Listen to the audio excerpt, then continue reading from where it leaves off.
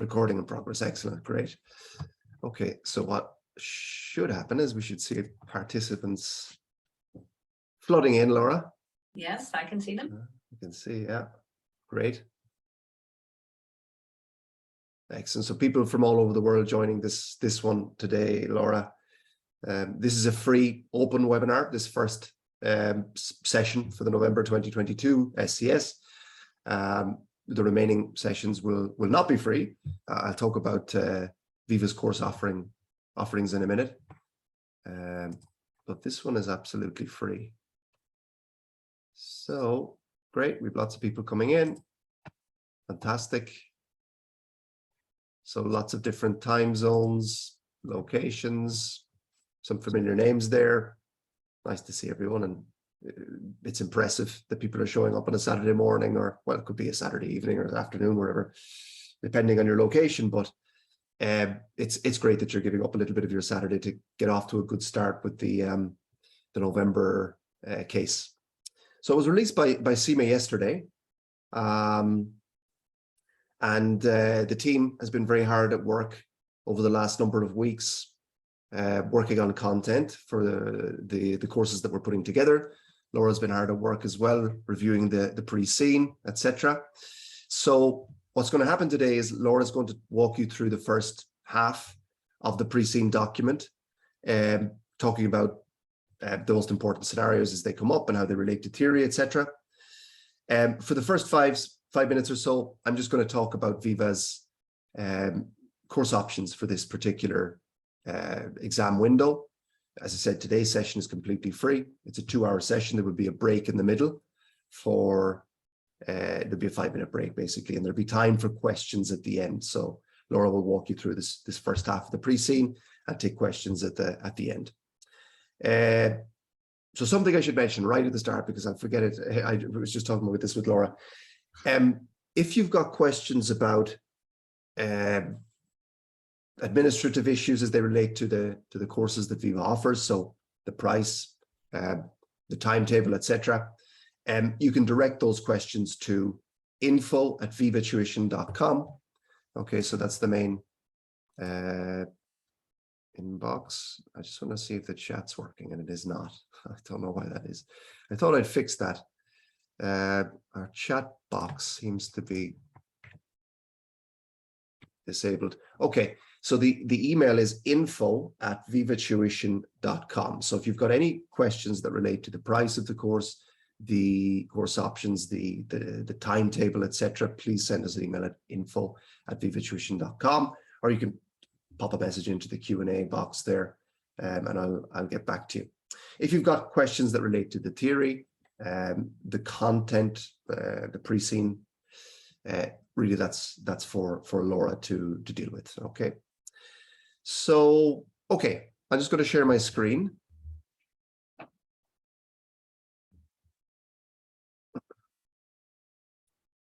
Let me see.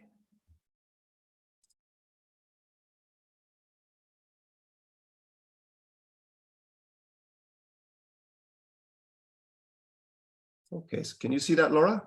Yes, can. Great. Okay, so this is the course page for the SCS Elite course, which is VIVA's most involved course offering for the strategic case study. Okay, so I'll send out the link in an email after this webinar as well to this particular course page. And this is, we hope, the most comprehensive SCS course of its kind. So very, very involved. And it includes a lot of contact time with Laura. There is a private community where you will participate with your tutor, Laura, plus the other students on the course. So there's a lot of interaction there between tutor and students on the private community. There are 12 hours of live workshops, very exam-focused sessions with Laura.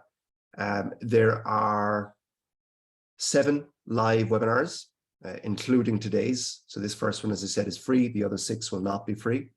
You get 5 mock exams based on this pre-scene. They come with model solutions and marking if you take the SCS Elite course.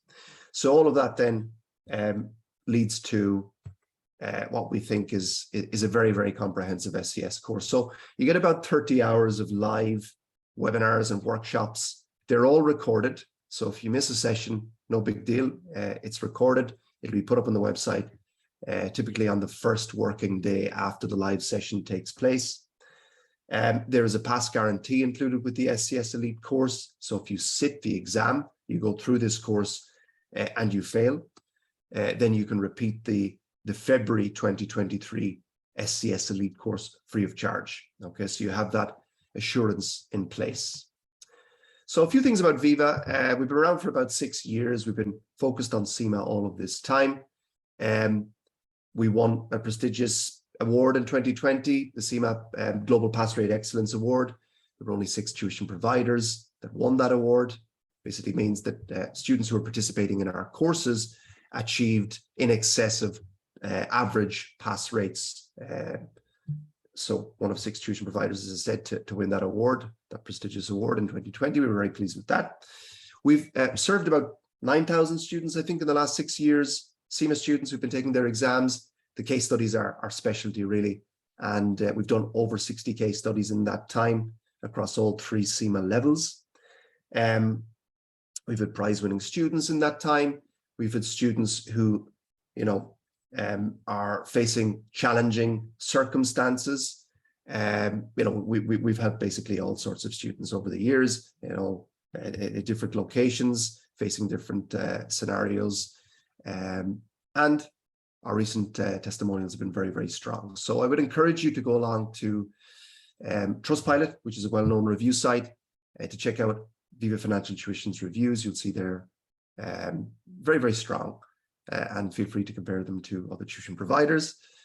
Okay, so there's just some additional information on what I've been saying about the Elite course. So about 30 hours of live class time.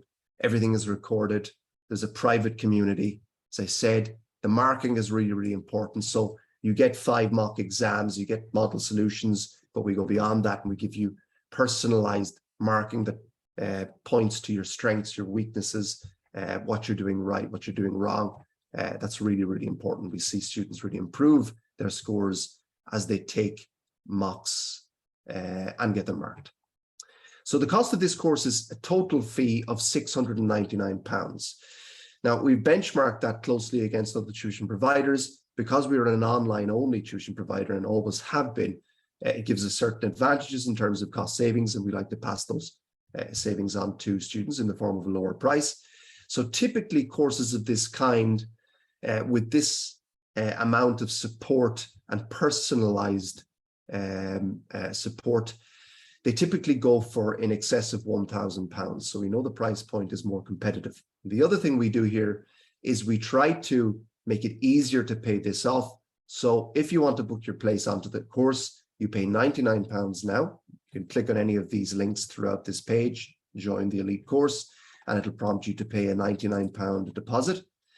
And the remaining £699, or the remaining £600, you can pay that off over 6 months. Okay, so starting next month, you would start paying £100 installments over 6 months. So that's an easier way to spread the pain out a little bit over a number of months. Okay, so the course syllabus is here. You've all of the detail of what's included, and it's a mix of on-demand content that we have sitting on the website, plus live content. Okay, so there's a whole series of pre-course work. There's about 9 hours of that, video lectures, doing reviews, theory reviews of E3, F3, P3. That's really useful. There's a series of videos on preparing for the case, so understanding what the examiner is actually looking for, understanding your role as a senior manager. There's a series of videos on exam day strategy. So what do you do on the day of the exam? How do you manage your time? How do you pick up easy marks, etc.? There is a recent live webinar that we did, but has been recorded and put up on the website, where we look at a good answer and why it's a good answer. We compare it to a not so good answer and talk you through why it is not such a good answer. Week 1 then is as of now. Okay, so from today, and this leads actually into next week as well. So We start with the first half of the pre-scene. So this is a free session. Everything else is not free, as I said. You need to unlock it by paying for one of VIVA's courses. The second part of the pre-scene analysis comes in 6 days' time. Then the day after that, there's an industry analysis. All of these are live. They're recorded and put up on the website the day after. The workshops then, they are 2-hour sessions. The first one gives you an overview of the exam and the marking process. So what is the examiner actually looking for? Into week 2 then, you're encouraged to sit your first mock exam in week 2. So get started early. You'll get marking and feedback on that exam. There is an E3 applied session where Laura will take the top 4 most important E3 theories as they relate to this case and remind you of the theory, talk about likely exam scenarios and how you would respond to those. There's an office hour session with Laura, 60 minutes, informal, really a get to know each other type session where you can talk about your experience a little bit as a CIMA student, maybe some of the difficulties you're having. The second workshop is a debrief session. So you will have sat mock exam 1, and then Laura will actually walk you through mock exam 1 and the solutions. Into week 3 then, you'll be prompted to sit mock exam 2. You'll get that marked. There's an F3 applied session, taking the main theories from F3 as they relate to this case, talking you through exam scenarios and how you'd respond to those. There's a mid-course check-in and Q&A with Laura in week 3. Then there's another workshop debriefing mock exam 2. Into week 4, you've got the third mock exam. You're going to be getting good by now. You're getting marking and feedback for this one too. There's a P3 applied live webinar that Laura does, 2 hours long, again taking the top 4 most important P3 theories as they relate to this pre-scene and talking you through likely scenarios. Then there's a mock exam 3 debrief session once you've sat the third mock into week 5, and you'll see that it's similar kind of pattern here. Mock exam 4, you get the marking. There's a second office hours event with Laura. Finally, there's a key issues live webinar. That's the last webinar we do, where Laura will take the top 10 most important issues and talk about why they are the most important issues. So that's a nice way to kind of summarize everything. Then you've got the 4th mock exam debrief session. Then the last week, your final mock exam, you're absolutely knocking it out of the park at this stage. You get marking for that one too. There's an end of course Q&A with Laura. And finally, there's the last workshop session, debriefing that 5th mock exam. So it's a really, really complete, comprehensive course. A lot of contact time with your tutor. I mentioned the community, so I'll just share that. 1 sec. Where is the community? There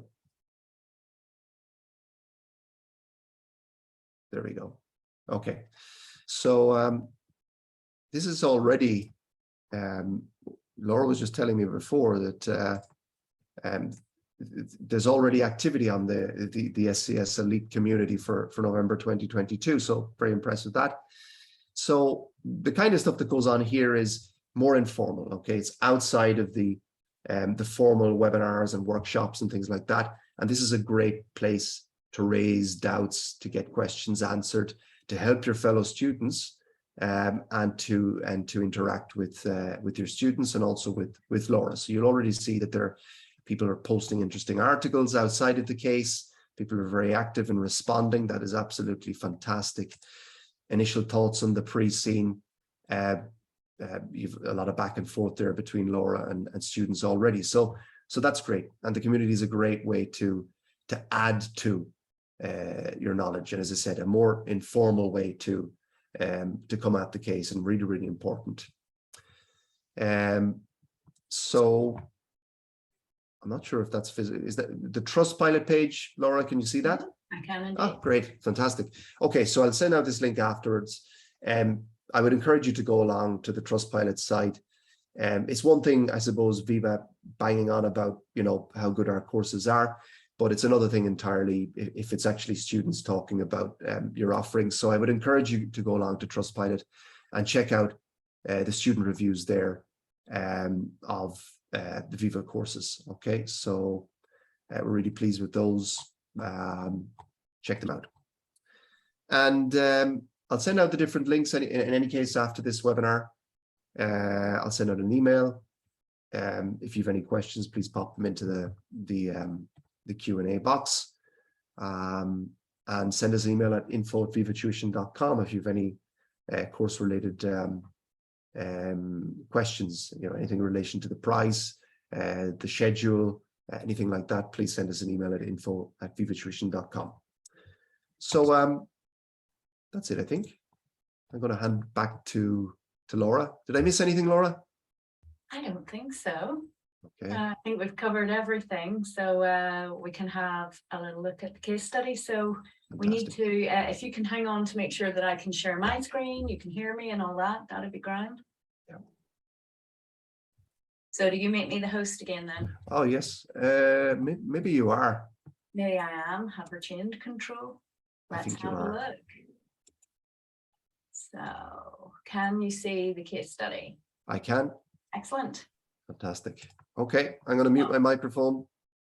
No worries.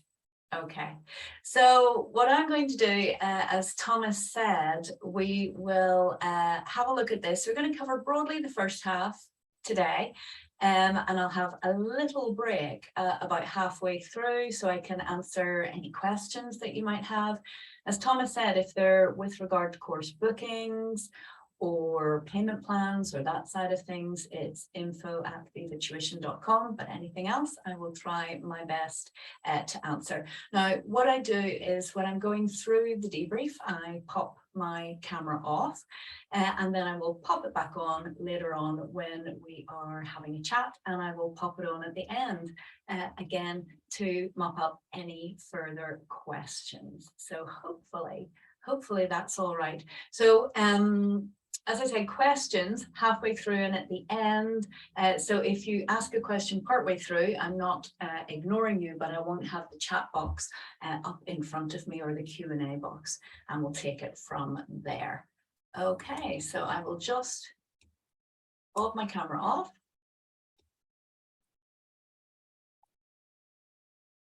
And get us started. So welcome to the CIMA Strategic Case Study for November 22 and February 23. So it will be the same pre-SIM material for both sittings of this exam. And our company is Hottayr. Hottayr is a fictional company and it is based in Nordland, and we will see that their business is central heating. So moving on, we have our contents page here. And the first thing that I noticed is it's a slightly shorter pre-SIM than we have had for past couple of case studies. So we're around about 27 pages, whereas some of the recent ones have been up to about 35, 37 pages. Divided into two main sections. So there is an introduction and overview of the industry. That's very, very important, and that's what I will be covering today. And then the second half is about the company itself. Now, sometimes I find that students are raring to go and jump on and have a look at the company, and we definitely need to have a look at that, but it is extremely important that we look at the industry itself. This is the absolute minimum level that the examiner will expect us to know.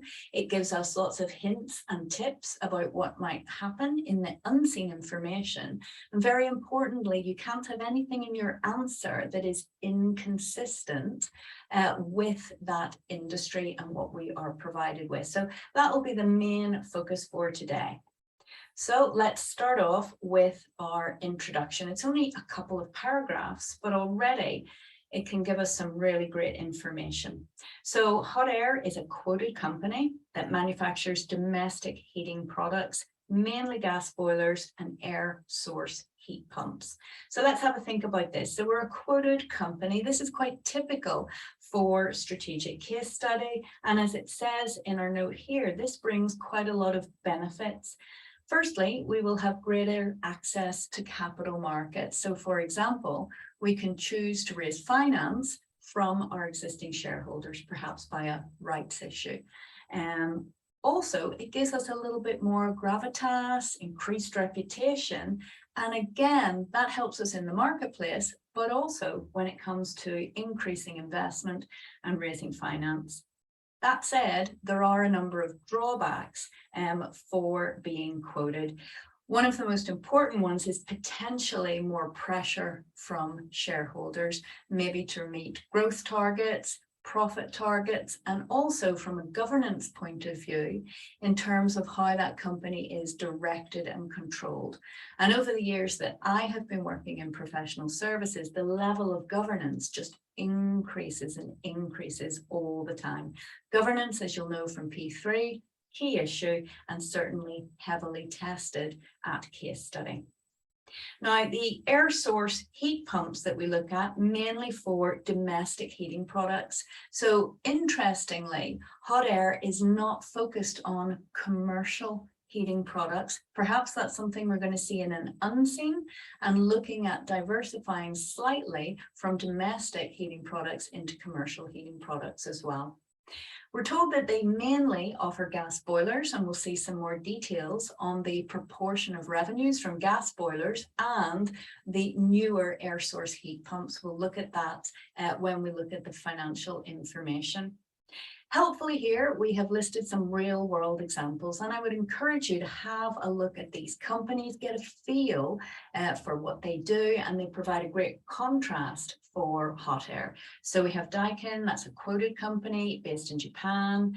Valent is actually a private company, quite acquisitive, owns some quite well-known brands based in Europe.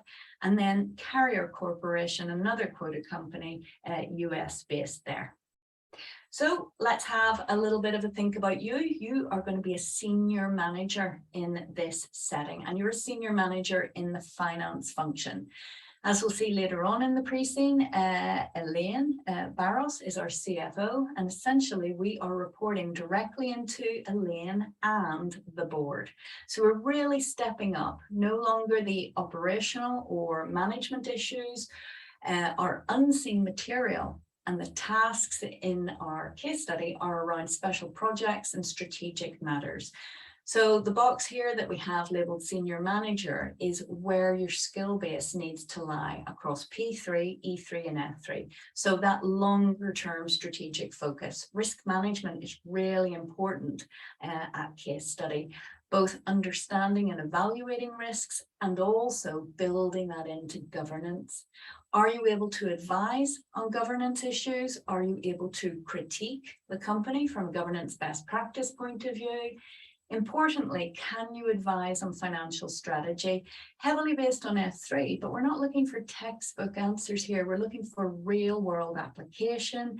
We're looking for you to really seize the most important aspects of any unseen information combined with your pre-seen knowledge and make sensible financial strategic suggestions.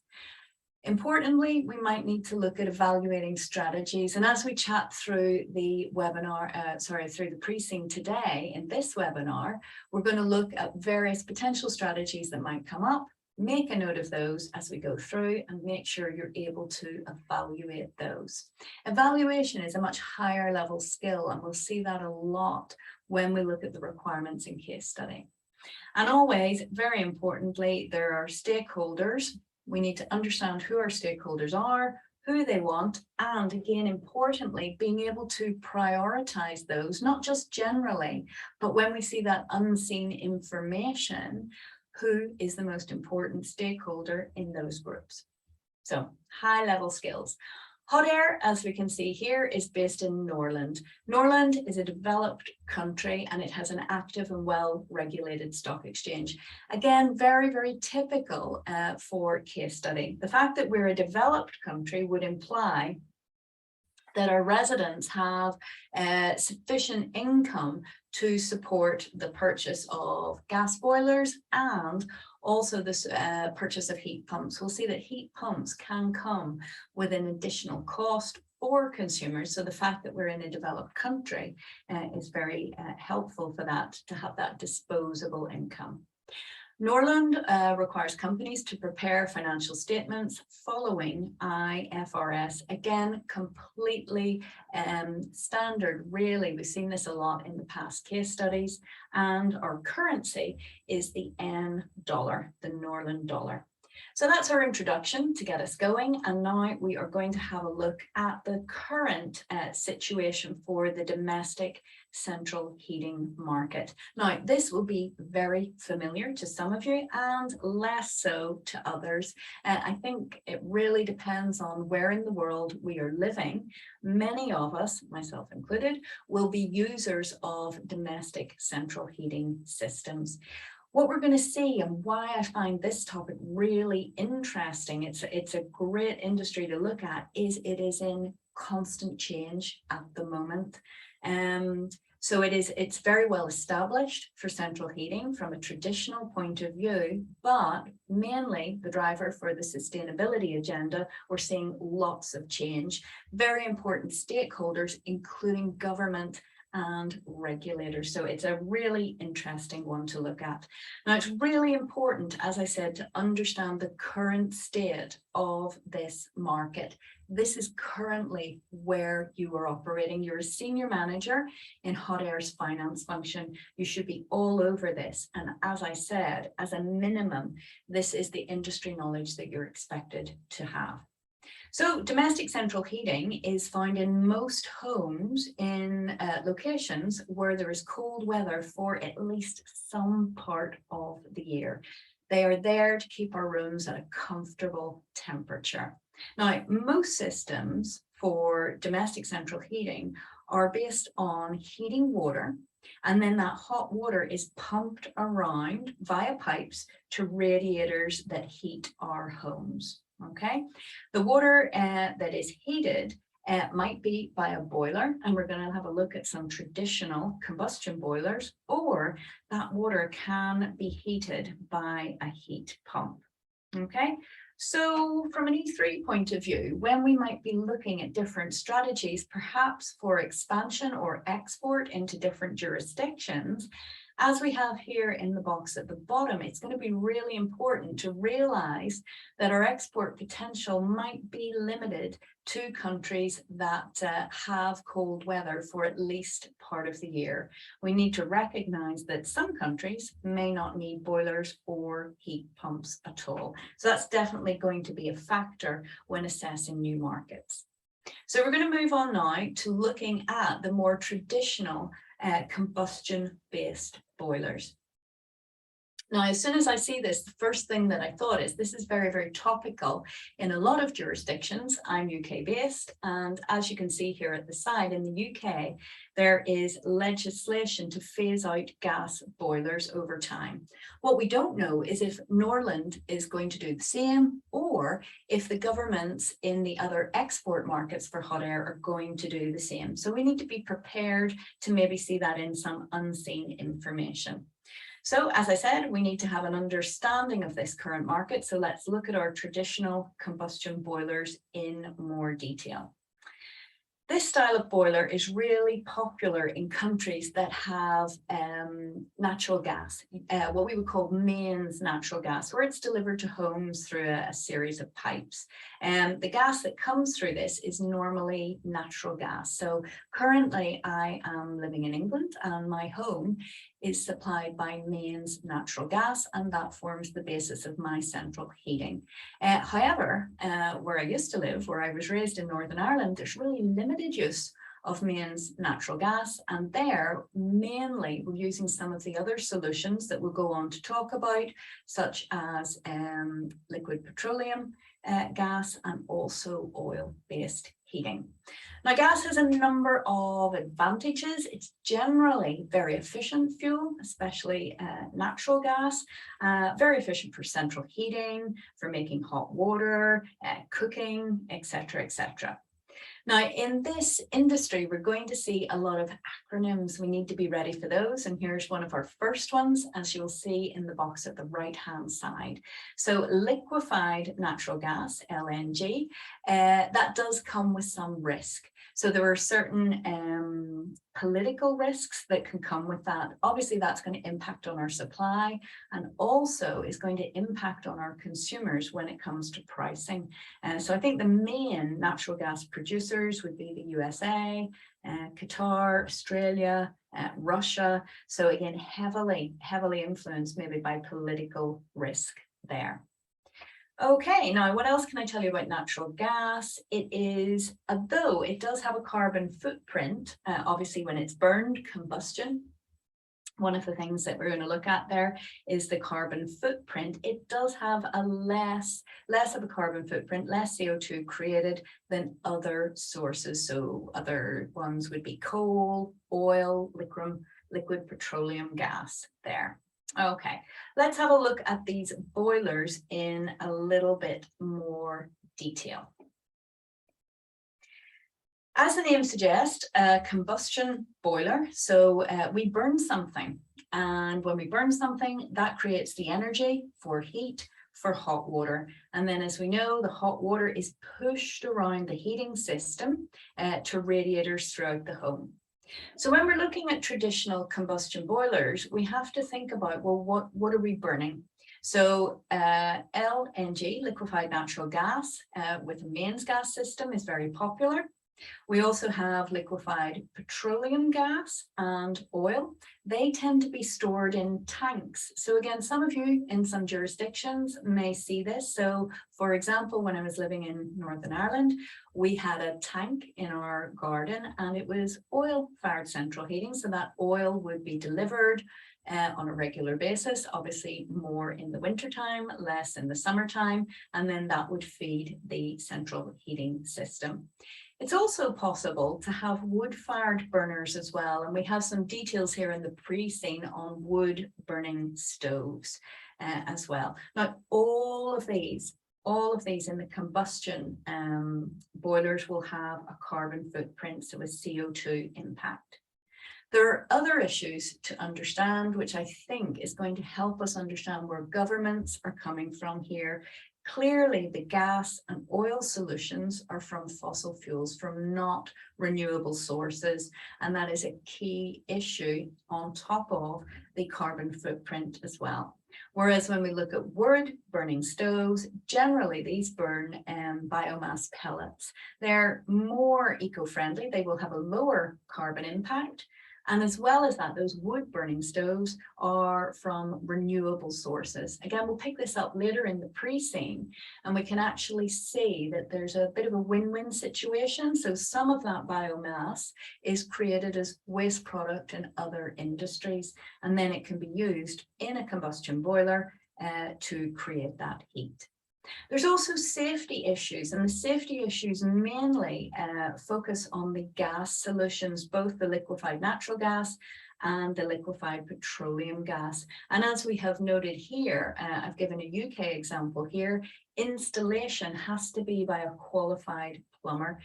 So a UK gas safe register is there for plumbers, and I would imagine that Nordland would have the same thing. Now, we mentioned the importance of governments. I've already mentioned them a little bit already, and governments are looking to phase out boilers. So for example, in the UK, there will be no new combustion boilers from 2025 in newly built homes. And we're going to see how important home builders are as a stakeholder to Hottayr. So perhaps, are we going to see something the same in Nordland? Will this be in some unseen material? Now, the ban is around the UK's pledge to be net zero by 2050, part of their clean air strategy of 2019. And again, it's quite interesting looking at this, even if we just read the executive summary, it references the level of emissions from domestic heating and homes, and it's part of their key strategy. So part of this clean air strategy, part of the climate agenda to reduce the emissions from homes. So from a P3 point of view and looking at risk, is Hottayr ready for the Nordland government or in any of those export markets to phase out existing boilers? Are they going to get advance warning? Is it going to be something that's a surprise? What can we do as advising the board of Hottayr to be ready for this? So I'm maybe thinking around scenario planning. Scenario planning is very common in strategic case study. Also, from an E3 point of view, it's really important to recognize the key stakeholder here as government. They're going to be highly influential, both through legislation and maybe through grants to support the purchase of heat pumps. So they're a very, very important stakeholder for Hottayr and for our business. So as we said, the hot water is pushed through a series of pipes, and those pipes can be copper or plastic. And when we're looking at central heating, we have to think about radiators, and let's think about how many radiators we have, etc., etc. Now, my house is not particularly large, and I added up the number of radiators that I have, and I have 16 radiators. Obviously, a larger home is going to have more radiators or larger radiators. And where that's the case for a larger home, again, we will need a larger boiler. All of that comes with additional cost, and all of that is relevant when we are looking to the switch to heat pumps potentially. Now, from an ecosystem point of view, it is really interesting to think about our heating system as a series of supplies. Yes, we have our boiler, that's going to be really important, but also there are a lot of factors that contribute to us having warm homes and having hot water as well. We're going to look at in this pre-scene how important insulation is. We've mentioned there copper or plastic pipes. Again, high quality pipes that don't lose any heat are extremely important. And again, the all important radiators, both the size and the energy efficiency of those radiators will be really important. Those who install the boilers are also important in our ecosystem. So these are relationships that Hottayr need to consider when they are designing their heating systems and also looking at the heat pumps in more detail. Okay. I think in terms of controlling our heating systems, most of you should be very familiar with the fact that it has a thermostat. You have some control over the heat in your house, but really very little to do there. You can pop on your controls when you want your hot water and heating to come on, and then very little to do. Another thing that I think is important to point out here is that most combustion boilers have that ability to boost the heat or boost the hot water when it is a little bit chilly again. Now, more sophisticated heating systems might have a smartphone link through the Internet of Things. That helps us control the heat, perhaps remotely, get it ready when we are coming home from work, and also give us that all-important information on our data usage. Okay, a real world example that we might have with a heat pump there might be the Daikin heat pump. So it has smartphone controls, the Wonecta app for heating, air conditioning and the heat, and also gives you information on your energy consumption. Now, an alternative to radiators would be underfloor heating. And underfloor heating, it's really important to have a look at this because heat pumps are often associated with underfloor heating as an alternative to radiators. They provide a more even heat throughout the room. They have the advantage of also being unseen. A lot of people don't like radiators. They don't like the aesthetic of them. They take up a lot of wall space. They can make it more difficult where you're going to place your furniture within a room. So perhaps underfloor heating is helpful. Now, I think if you're buying a new house, underfloor heating can come pre-installed, and that has advantages. However, it can be very costly to install if you think about what would need to happen. So you'd need to take up your existing floor coverings and floor, we would put a zigzag of pipes under that floor. It's that coverage across the room that provides the even heat, but the cost of installation there can be quite significant. And again, we're going to pick up on this idea later on when we look at our heat pumps. Another thing that might be aesthetic or to do with insulation is sometimes carpets are not particularly effective when you have underfloor heating, because they act as an insulator and stop that heat being able to come through the rooms. So radiators and underfloor heating, key parts of our heating ecosystem, and we're going to revisit the impact on those when we look at heat pumps in more detail. Now, moving on to look at heat pumps themselves now in more detail. This technology has been around for some time, and most of us will be having this technology in our homes already. It has become more popular recently as a domestic heating solution, really because of the climate agenda, boosted and supported by government influence, as we'll look at. Now, the main technology here is to look at capturing heat from a particular source. That source might be the air, it might be from the ground, or might be from water.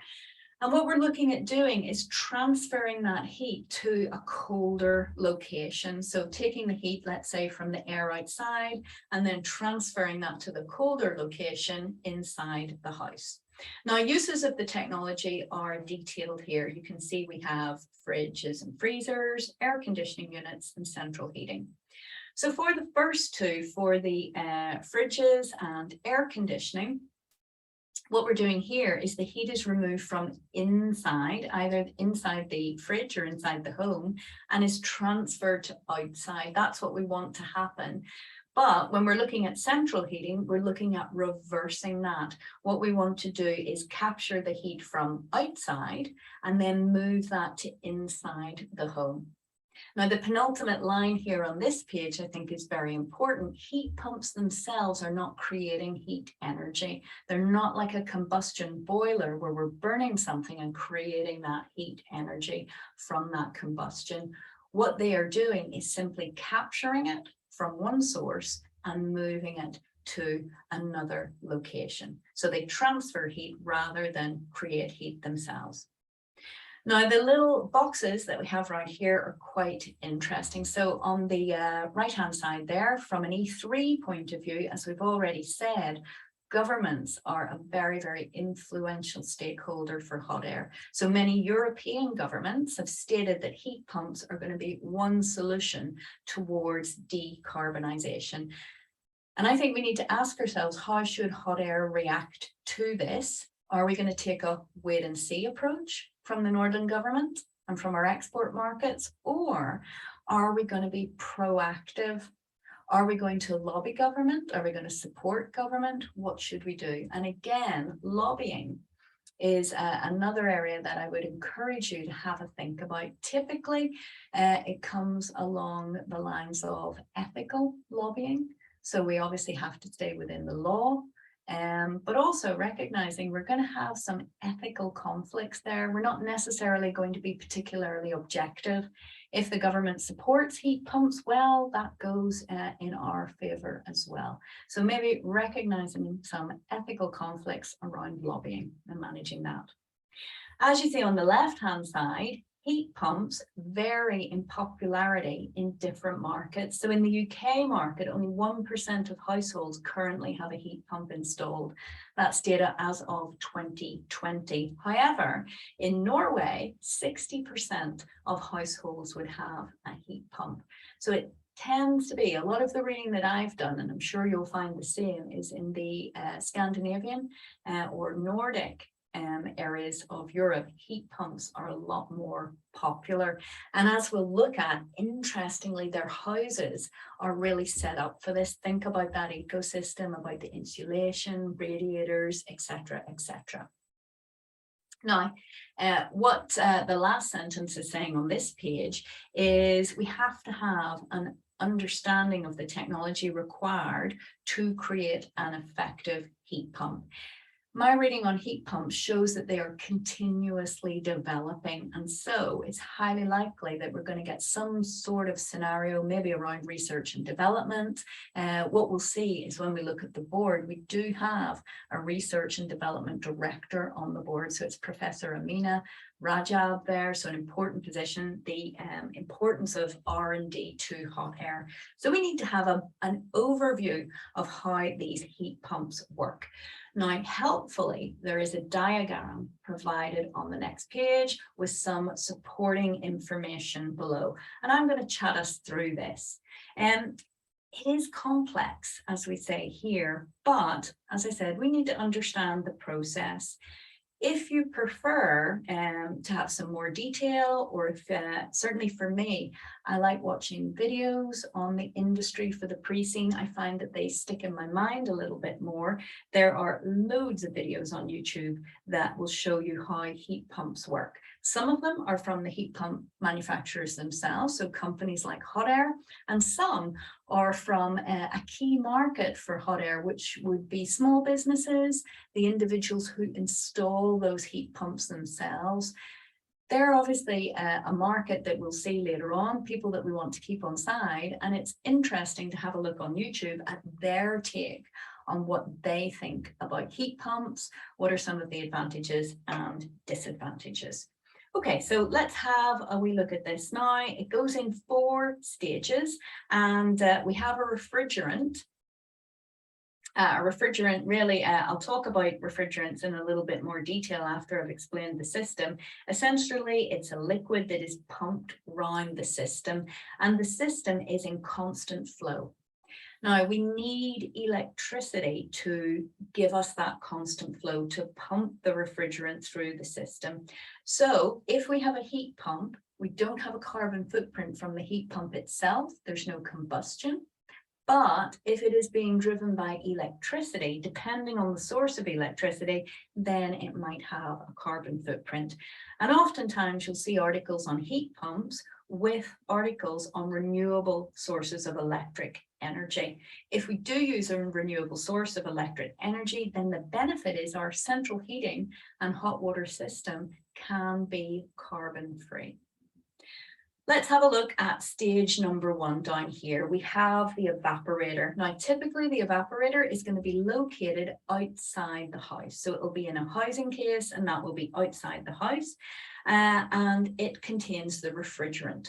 Now, the refrigerant evaporates. As I said, I'm going to talk about refrigerants, but those that are used boil at very, very low temperatures. So it turns from a liquid to a gas, even at low temperatures. And that process captures heat from the air outside. There'll also be a fan that will encourage air to go over the refrigerant and the evaporator and capture that. Then we move on up here to the compressor. And again, the compressor is located outside the home. The gas from the evaporator is then compressed, and that compression also increases its temperature. And now we have it that it is hot enough to use as a heat source. So that is used to heat up the hot water. Then the condenser, the refrigerant, is cooled, and this is where it releases the heat energy. So the hot water is heated for a central heating system, and also for sources of hot water for showers, baths, etc., etc. Then pumping it round further, we have the expansion valve. The pressure on the refrigerant gas then decreases at this area. That lowers its temperature still further, and it condenses back to a liquid, and then the whole thing starts again. Okay, the condenser and the expansion valve, typically they are housed within our homes. Okay, so there's 2 sets. There's the area outside with the evaporator and the compressor, and then we'll have the condenser and the expansion valve inside the home. Now, I said I would look at the refrigerants in more detail, and I do think this is a key area that I think we might get some unseen information on. So let's have a look at these refrigerants in more detail. Currently, the most popular refrigerants, as we say here, are hydrofluorocarbons. However, they do have a very negative environmental impact. You might see reference, as we have here on the box on the right-hand side, to GWP, global warming potential. And hydrofluorocarbons are very efficient at trapping heat, which is why they are used in these systems. But if the hydrofluorocarbons are not disposed of correctly, or if they're leaked or there's some damage, then they do have a significant global warming potential. You'll note here at the top, the most popular refrigerant at the moment is called R410A. So again, very popular for its energy heat capturing qualities in heat pumps, but due to its global warming potential, it is being phased out in the US and also phased out in Europe as well, mainly due to those environmental concerns. When I was reading around a replacement for R410A, I saw R32 as a replacement. At one point, I was reading that this was, the new refrigerant that was going to be very popular. However, although it had a lower global warming potential, it was still, most articles showed that manufacturers of heat pumps are looking for lower and lower refrigerants for lower and lower global warming potentials. So one scenario that we might have, as it said there, perhaps there will be new legislation forcing Hottayr to change its refrigerant. Are we going to get ahead of that curve as a board? Is that what we want to do? Or maybe something's going to change and we're going to have to be quite reactive rather quickly. Now, one of the things that we might decide to move into that would be better would be moving into hydrocarbons. There's a lot around hydrocarbons as more energy efficient and more environmentally friendly refrigerants. They're described as natural refrigerants with, excellent thermodynamic properties. And you can see we have a box here on the left-hand side from an E3 strategic choice point of view. Maybe Hottayr is going to be proactive and move into hydrocarbons using those as refrigerants. They're more environmentally friendly. Again, what does that mean for our manufacture and design? Are we going to have to invest more in R&D? Perhaps, though, that has the benefit of protecting us against the Nordland government banning the hydrofluorocarbons. I would advise that you have a little look at hydrocarbons and some of the issues around there. One of the most popular ones is propane. So that would be R290. Propane, also isobutane or propylene. Now, looking at propane in more detail, it does have a lot of advantages. It is an excellent refrigerant and that lower global warming potential. But one of the main problems is it's highly flammable. So that might limit its use. And the fact that it's highly flammable, if we think about it from a Hottayr point of view, that's going to bring a cost perspective to us and then maybe pass on that cost perspective to the consumer as well. Now, from my research so far, propane seems an appropriate refrigerant for domestic and light commercial application. In fact, the cost is broadly similar to the hydrofluorocarbons. And as we are mainly focusing currently on domestic central heating, then it looks like propane could be an effective alternative for Hottayr. However, when we look at commercial and industrial application, which Hottayr does not do at the moment, the use of propane can become very, very expensive. And mainly that's due to the need to fireproof and explosion proof the casings that they're in. As I said, propane is highly flammable. Okay, so as I said, question scenarios here. Hottayr has to change its refrigerant. We want to bring in P3, areas of risk management. Are we going to be proactive in assessing the risk of this and coming up with proactive strategies? I think it comes with political risk. As I said, maybe our hand will be forced from a government point of view to ban certain refrigerants and we have to look at alternatives, or thinking more widely, we might have pressure from wider society and pressure groups. That might be a pre-scene that we're going to see as well. So are we going to be proactive? Later on in the pre-scene, actually, you'll see that Hottayr's vision refers to a net zero agenda. So maybe we are going to be aligned with the environmental agenda and take a more proactive approach on that. Now, heat pumps themselves also have a variety of sensors. So we talked about the thermostat for control on a combustion boiler, but as we see here, heat pumps also have a variety of sensors. And what they're really for is to optimize the operation of the device. There will be a number of valves and components that are controlled by electronics, as we see at the top of the page here, and sensors to help improve heat output, so make it more efficient from that point of view, and reduce our electrical consumption. Now, one thing you'll see through the pre-scene and through your reading is heat pumps do use more electricity when that temperature is turned up and down frequently. They are more designed around a constant source of heat, and therefore the cost of operating a heat pump is going to vary per location.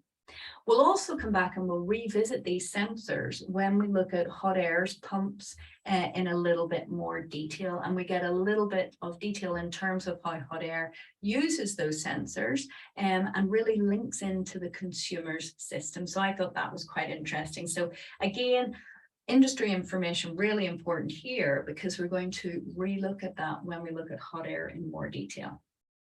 So let's have a little look at the consumer point of view. So heat pumps in central heating systems, what do you and I think of them? Maybe some of you are already using heat pumps. I've certainly looked at them, but haven't made the switch yet.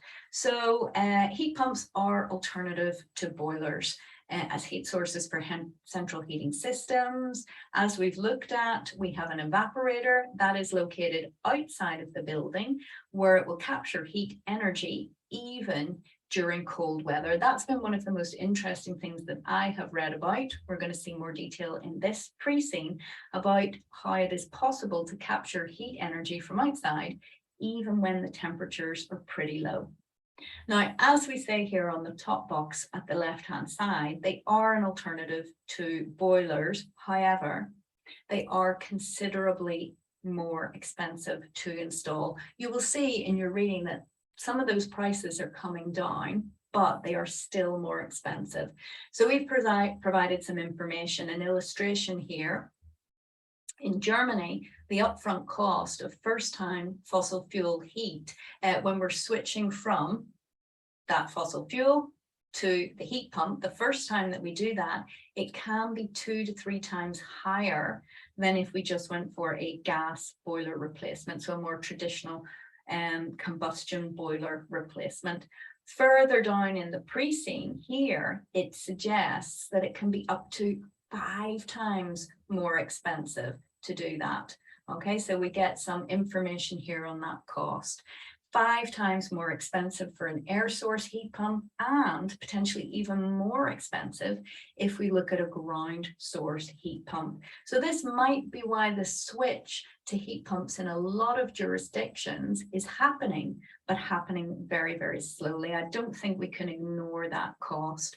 And it's helpful for us to break down what that cost might be made up of. So there'll be the purchase of the heat pump itself, clearly the installation cost of that heat pump, but circling back to what we looked at about radiators and underfloor heating and insulation, that what we call the ecosystem around heating, that all comes with a price tag, and heat pumps are most effective, or in some cases only a realistic and effective solution, if we insulate our homes, if we buy and install larger radiators, if we install underfloor heating.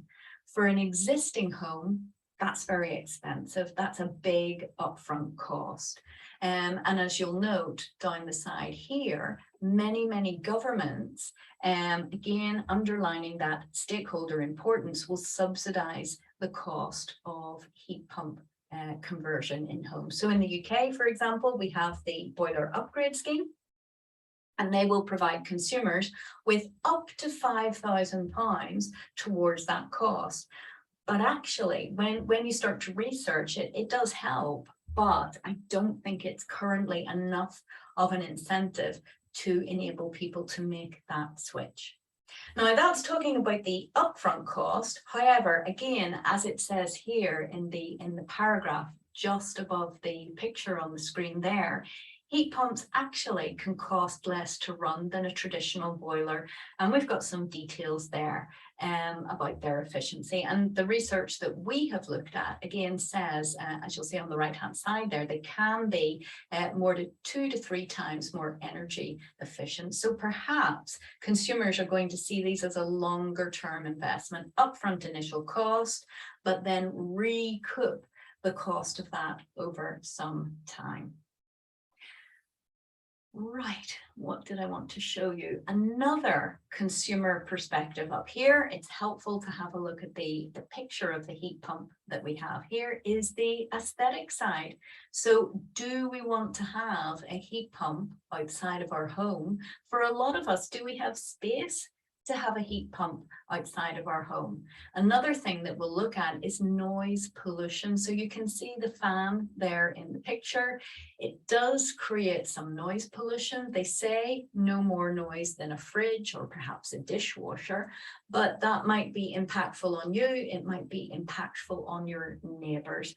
So from an E3 strategic choice point of view, looking at that all-important suitable, acceptable, and feasible, if we're looking at the fact of, is it acceptable to stakeholders, and from a consumer point of view, maybe it is not aesthetically pleasing. Maybe the noise, maybe space constraints will make it not an appropriate choice. Now, as you'll see here, we've got the picture of the outside of the heat pump. And then inside, as we said before, the condenser and the expansion valve are located inside the home. And then we have pipes that are installed to move between the outside and the inside and carry the refrigerant around the system. Now, a couple more details here. So in this next paragraph, we find out that some heat pumps can actually be used as heating and also air conditioning. So they can be designed to reverse the flow of heat. And we'll see later on that Hottayr were one of the first to design and implement such a heat pump. What markets would this be attractive to? So consumers in countries where they have wide variations between seasons. So for example, in Canada, they have very cold winters, but also very hot summers in some areas of Canada, maybe around Toronto, for example, and a heating and air conditioning product all in one could be very attractive there. So from an E3 point of view, again, another strategic choice, perhaps that will open up new markets to Hottayr. As we said before, heat pumps do not need electric energy to create the heat themselves. However, they do depend on electricity for their operation. We've already talked about the need to pump the refrigerant around the system. We need electricity for that. And this was another area that was news to me, interesting in this pre-scene. In colder climates, we also need electricity to actually heat up some of that mechanism that's located outside to prevent it from icing up.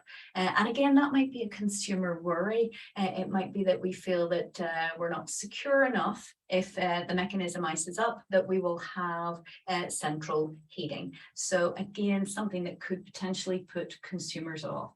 However, from a Hottayr point of view, as we say here, it might offer us some potential opportunities and acquisitions.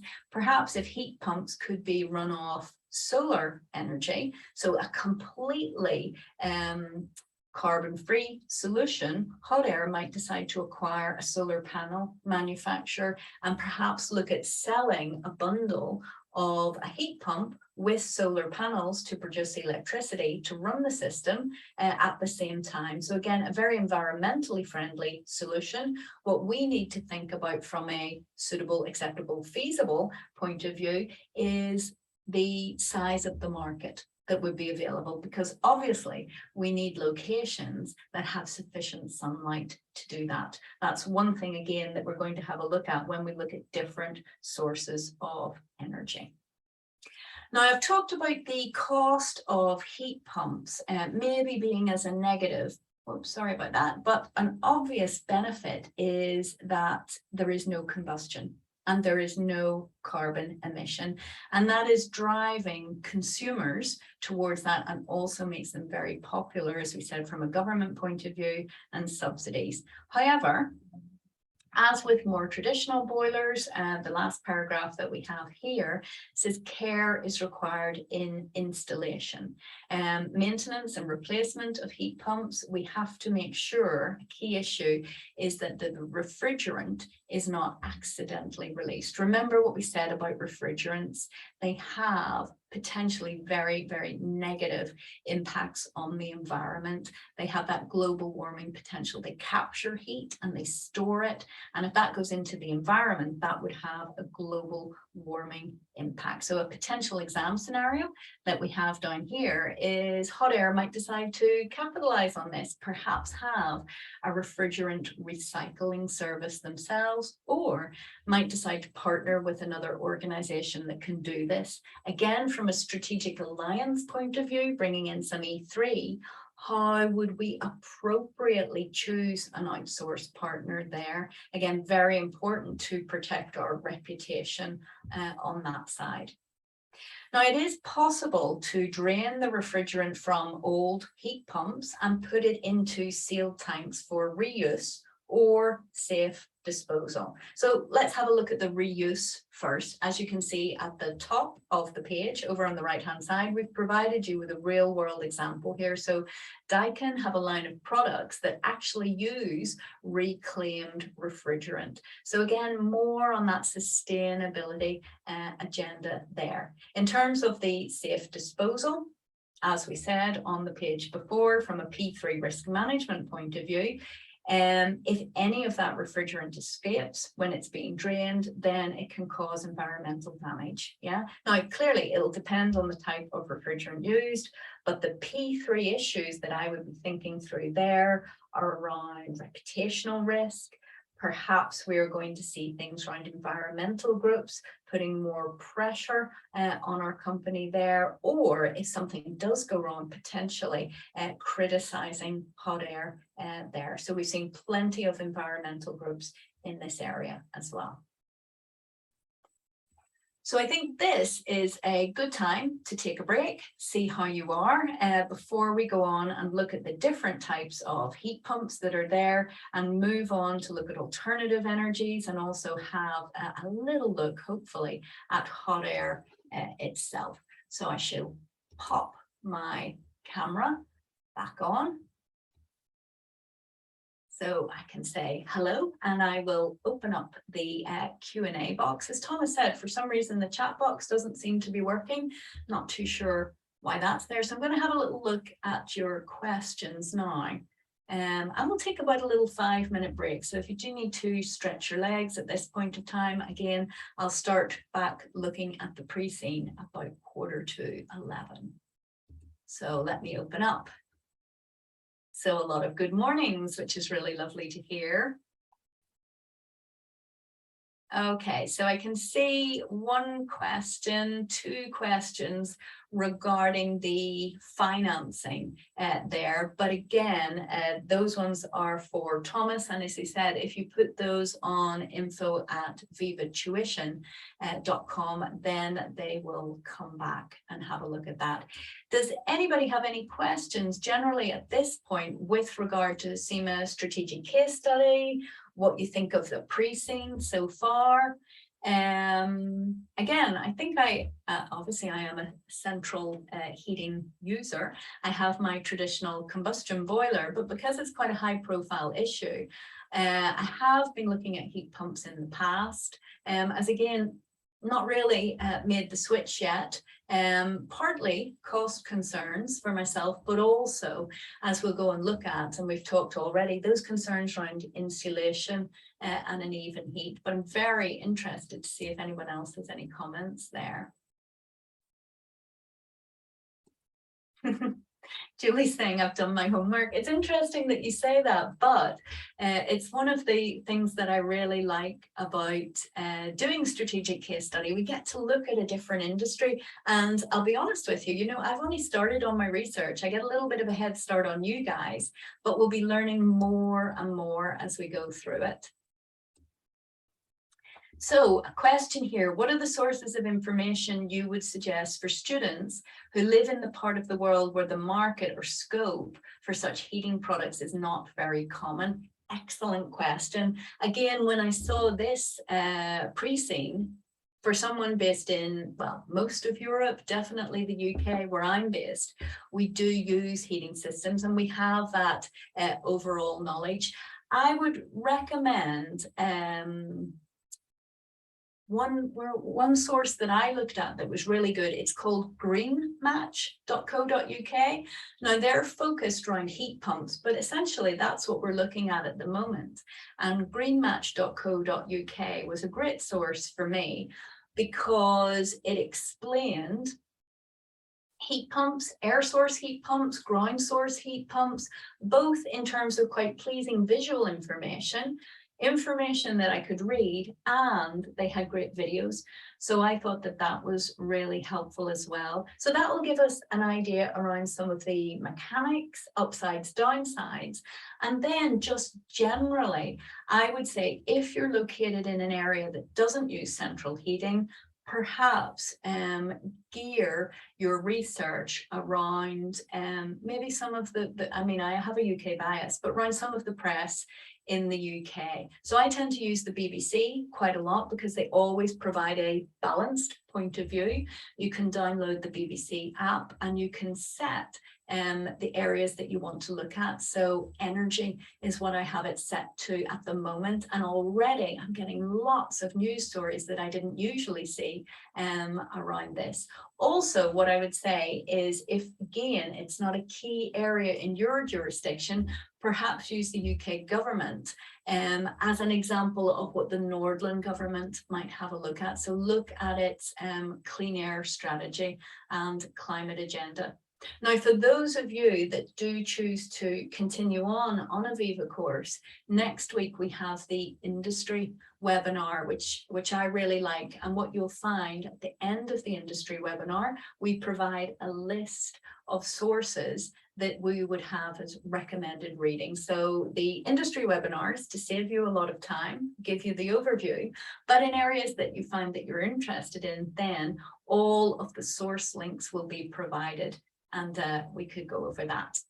In terms of key topics for P3, E3 and F3. So I'm seeing quite a lot of questions coming up on that at the moment now. Again, as we go on, definitely within the elite group, one of the things that I will be doing is giving you a list of the topics that I see as being frequently tested. Again, with VIVA, with the applied webinars, which are by far and away my favorite webinars, and that students tell us time and time again are very helpful. What we do in those applied webinars is we give you an overview of the key areas that we think will be tested for this pre-scene. And then where it's even better, we show you how it's tested by we give example illustrations based on previous strategic case study questions, obviously tailored to this situation. One thing that I wouldn't recommend in terms of your P3, E3 and F3 is don't go back to your books and think that you have to learn everything. Go onto the CIMA website and look for the strategic case study blueprint. And within that blueprint, as well as giving information on case study, you will find a one-page summary called core activities. And that gives you the core activities across E3, P3 and F3 for strategic case study. I would start your technical recap, if you need to do it, on those core activities. But another tip that I would have for you there is, rather than just look at those concepts and theory in isolation, at the same time, apply them to the pre-scene, apply them to the industry, use those to sort of spark off what you might want to read about. So obviously, as a very easy example, we could look at stakeholders. We know E3 stakeholders, identification, prioritization, managing stakeholders is a key area for case study from E3. So rather than just go over my theory, for example, Mendelow's matrix to help us prioritize, I would use that with my pre-scene. I would map on the stakeholders. I would map on details that I know from the pre-scene about power and interest. And then as I am reading more around the industry, I can then update that. So use the models and theories, but use them in a very active, applied way, because that's how they're going to be tested. So that's my top tip. Have a look at the blueprint, look at the core activities, and then recap those technical areas on a very focused basis, pre-scene and applied basis. So how much industry analysis would we recommend? Now, I do agree, it's really easy to go over the top and go down a rabbit hole for sure. And certainly that's something that I can be guilty of. As a very minimum, your industry research has to be what we have looked at today. Okay, so, you know, the pre-scene itself is the minimum. We've tried to give you some real life examples to have a look at. So Daikin, Valent, etc. And I would very much look at the government agenda as well. That would be an area I would look at. Now, from a financial perspective, and again, we'll see this in the second webinar, I would also have a look at some growth statistics for the area, because that's what investors are going to be interested in. That's what we're going to be interested in as the board of Hottayr. For those of you that do come on to look at the industry analysis, I would, to answer your question, Michael, that pitches that where it needs to be. And also, in every single mock that you do, a mock debriefs, then we talk around relevant industry analysis there. So I would say it depends on how much time you have, prioritize it around those areas. And then if you're just genuinely interested, again, read them. Don't feel you have to learn everything off by heart. The more that you set yourself in that scenario, the better. So a request for the website that I used again, it was called Green Match, GREENMATCH, in case anyone has accent problems with me, greenmatch.co.uk. There's lots of them, but I found it quite engaging and quite helpful. So we have a student from South Africa. Heating isn't an issue, but it is interesting. Yes, and again, I've covered the E3, P3 and F3. It's a great question. And again, I want to make sure that you're targeting your revision, that you're not going to be, wasting a lot of time and maximizing that.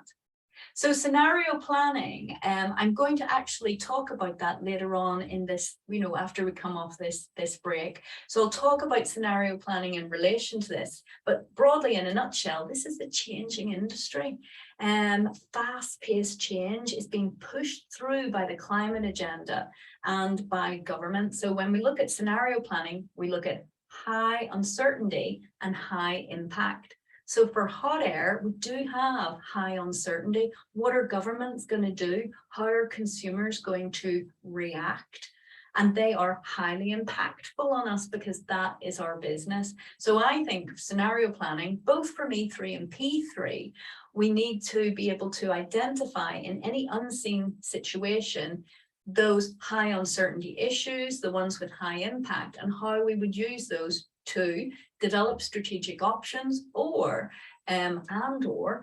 really look at it from a risk management point of view. We'll have a fixed amount of R&D spend, a fixed amount of marketing spend, and perhaps scenario planning is going to help us look at where that can be best put to use. Very interesting that a student here has raised the issue of Worcestershire BOSS and an interesting statement that the UK may be not banning things in 2025. I would agree with that. I mean, obviously in the UK, we're in political flux at the moment. And I think governments are going to face difficulty between meeting their climate goals, but also stimulating the economy. And I know a lot of political parties, and this might happen in Nordland, are looking at combining the two. So getting the economy going by also delivering the climate agenda, but that is excellent up-to-date knowledge there. Does the mock relate to all three pillars? Yes, generally all the mocks are exam standard. VIVA put a lot of effort into designing those to cover those core activities that I mentioned, and they do always relate to all three pillars. So with the current rising energy cost, is it an opportunity for Hottayr? I would agree. And again, excellent knowledge of what we're facing economically and the industry there. So that's the type of thinking that we really like to see at case study. So put ourselves in the consumer's point of view. On one hand, it's going to be an advantage and an opportunity because we have those lower operating costs that we've seen, as well as the environmental agenda. But perhaps on the other hand, it's a threat because with the cost of living crisis that we might be having at the moment in certain jurisdictions, it makes that barrier, that cost barrier to buying the pump and having it installed, but also, like we said, the ecosystem that goes around that, insulation, different radiators, etc., more prohibitive. Again, it's going to be a really tricky balance there. And then looking at political risk, the impact of Russia and the EU conflict is huge on the energy sector. Again, I would agree very much with that, and it's very, very relevant to this case study. My advice would be that in any unseen information or in your preparation for this, have an awareness of it, but we don't want to labor on one global issue more than the other. So yes, reference energy prices, it's completely relevant. Yes, reference the impact of the current Russia-EU or Russia global situation in there as well. You know, so for example, I mentioned Russia earlier as being a major supplier of propane as an alternative refrigerant. And again, that might put companies or governments in an ethical conflict situation as well. So yes, definitely bring that real world knowledge in and use it to supplement your points, I would say, rather than drive your points. We had similar issues when it was COVID. You know, so the examiner said if it was valid, you could mention it, but we didn't want to labor on it too much because in the Nordland world, you know, we don't know what's going on, but there are excellent issues that I would use to supplement your answers. So in comparison to management case study, apart from taking a more long-term approach, what are the main differences?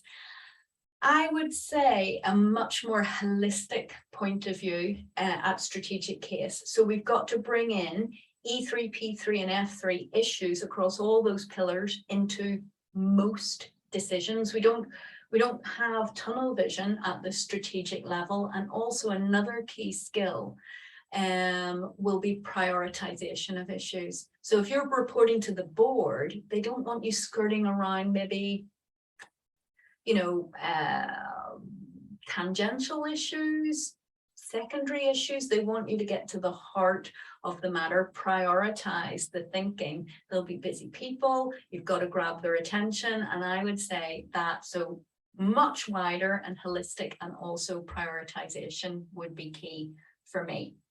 Regulation is a really good point being referenced here. So health and safety. You don't need to know a lot of legislation because obviously in Nordland, we don't know what it is. I would pitch it, like I said, with regard to traditional boilers, we know that we have to have qualified plumbers to install those because of the risks with gas. And also for heat pumps, it has to be qualified and regulated because of the refrigerants, for example. So I would pitch your knowledge of health and safety around there. But again, it's an excellent question because we will go and have a look at the factory that Hottayr has, and a lot of it is around health and safety. And I would say that's to do with the refrigerants and obviously legislation on that. There will be a recording of this session. Thomas typically uploads that tomorrow. And again, I know I cover a lot and at speed, but you will be able to go over it and make your own notes, etc. So I said, this will be my last question for now, and then we'll bob back and then I'll come back to other ones. So it's a relatively short case. Would I consider it relatively easy? Interesting question. No, I don't think it will make our case any more or less difficult technically. For me, the thing that I think impacts on whether a student finds a particular case easy or less easy in terms of the pre-scene is really how much interest that they have in the area or affinity with the subject matter. So 2 sittings ago, we had a case study all around the games development industry. So I had a particular interest in that, not a gamer myself, but because my son does. And a lot of students were gamers and they really got into it. Now, it gave them a slight advantage at the beginning, but that was it. Once everyone had looked at the industry, we all, had much of a muchness. Last time it was around food delivery. And again, most of us, myself included, do a lot of eating around food delivery. Heat pumps, initially I thought, not what I was expecting, but actually now that I've had a look at it, I do get quite into it. And that's the thing that I think makes it a little bit easier. If you can find your interest in the area, then just generally you're more engaged with the topic, you read more. And I would say at strategic level, we do need that engagement. I need you to be that senior finance manager in Hottayr. So this is your area, this is your industry. You should be interested in what's going on in it. And if you can live that for the next few weeks, I know it sounds a wee bit cheesy, but it really does make a difference, then that is going to come through in your answers. It'll make your study and your preparation so much easier if you're engaged in it as well. Now, I said I was going to go on, but I only see one more question. So it says there is insufficient demand currently for ground source heat pumps. We're going to come on and have a look at that. Why do you think it is? When we look at the mechanics of a ground source heat pump, I think personally, it will be because of practical difficulties. So I'm going to cover that, Adam. When you look at the size of the drilling and the area needed for ground source heat pumps, there's a lot of practical problems around that as well as cost. But yeah, it might be different for different consumers. So we'll have a look at that. Okay, so what I'm going to do is I'm going to bob back to the pre-scene. We'll have another chat around that. I'll see how far I can get. And then for those of you that want to stay, I'll do some more questions at the end. More than happy to cover those as well. So I shall just close off. That was a bit more of a break, but I got quite into your questions, which is nice. And I will bob away from my camera again, and we'll start to have a look at the different types of heat pumps now.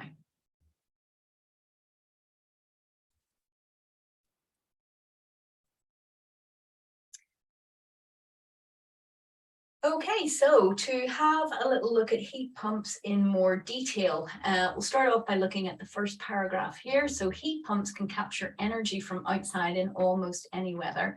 As I said before, I was a little bit skeptical about that, but the more I read, that is definitely true. However, as we said, they are less efficient at lower temperatures. Now, in practice, they can provide sufficient energy even when outside temperatures are very cold, down to -15 degrees. And for a lot of locations that use central heating, that is not a problem. So it would be rarely a problem.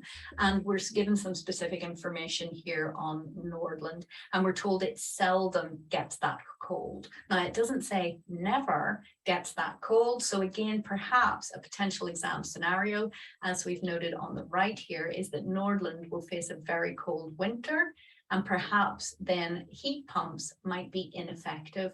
What would that do to Hottayr? How could we prepare for this in advance? What should we do? And again, remember what we said earlier about the requirement for electricity to perhaps warm or heat some of the outside parts of heat pumps to keep them going. So lots and lots of interesting things.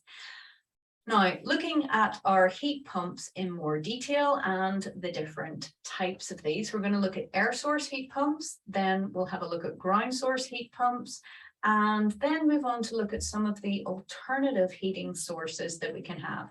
As I've said before, plenty of videos on this on YouTube, which I find very engaging and interesting to see different points of view. So there will be some from the manufacturers, that gives us one perspective, and quite a lot from those who install them, providing a different perspective, so very helpful. And again, videos on the different alternatives. So first, let's have a look at our air source heat pumps. Now, these are the most popular. So although heat pumps aren't particularly prevalent in the UK, of those homes that have heat pumps, 87% of them are air source heat pumps. So how do they work? Let's have a little look here. So they collect heat energy from the air as it passes over the evaporator. As I said before, the evaporator is enclosed in housing along with a fan, and that fan draws air into that apparatus. The condenser and then the other components are in separate housing, and as we said before, that's inside the house, and that is connected up to the central heating and the hot water system. So we have interior pipes to pump that hot water through the home, and then exterior pipes linking the external and internal parts of the heat pump there. Now, what else do we learn here? As we said before, variable temperatures, it can still deliver heat when the temperatures are low, but it does impact on efficiency. So that's potentially one downside.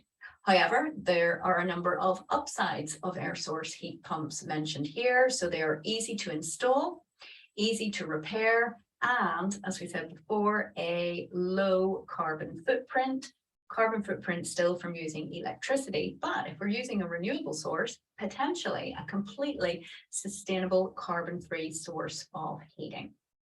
Now, there are a lot more drawbacks from air pumps. We've looked at them, we've talked about them, and definitely I would have a look at your research on these. This helps us as a Hottayr finance manager evaluate potential markets here. So there are a lot of drawbacks. Yes, we need to understand those from market size, but we also need to understand them from how we are going to overcome these obstacles, and it will influence as well our research and development and our marketing. So when we come to look at the board, we have Emmanuel, our marketing director. They're going to have to understand the consumer point of view of the drawbacks. And Amina, who we've mentioned before, the R&D director, is going to have to look at improving some of the features for these drawbacks. Now, most of them center on the fact that temperatures in our homes from central heating using an air source heat pump or a ground source heat pump are not going to be as high as a traditional combustion boiler. Some of the research that I've looked at says that it can be up to 10 degrees cooler. Yeah. And again, this fact really highlights that need for insulation, more of that concept of constant heat rather than turning up and down as we're used to with our combustion boilers, larger radiators and underfloor heating. So I know I've talked about that cost drawback a lot, but I do think it's really important to understand that.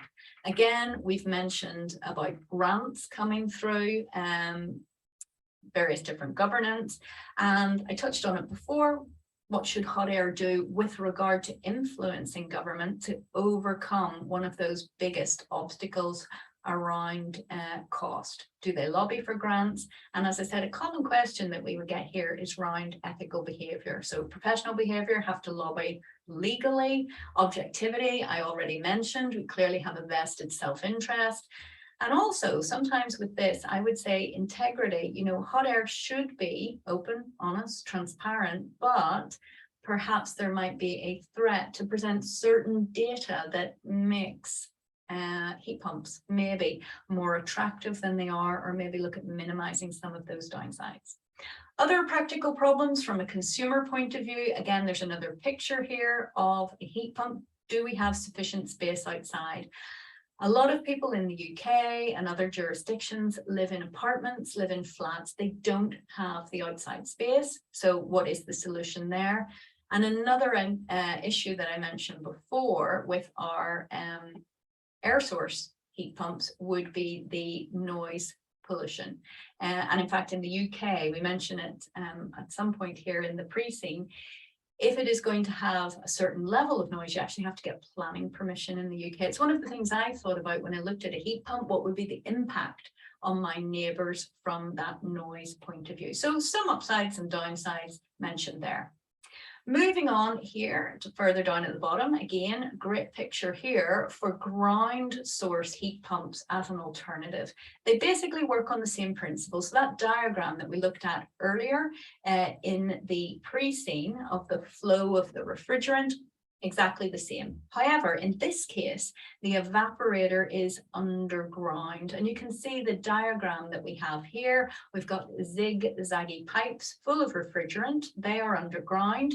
They're buried underground because that is where the temperature will be, the heat will be captured from, and also clearly have to be sufficiently underground to protect those pipes as well. The internal aspects of a ground source heat pump are the same though as an air source heat pump. What are some of the advantages of a ground source heat pump that were given here? Well, they are less impacted by variable temperatures. So again, if we're looking at a jurisdiction that has very variable temperatures, or if that is a customer concern, then perhaps ground source heat pumps are the way to go. Additionally, they have less noise pollution because we don't have a fan. However, and again, I think this is referenced later on, when they do go on, sometimes they can cause a little bit of a vibration and a little bit of noise from those, but definitely less noise pollution than the air source ones.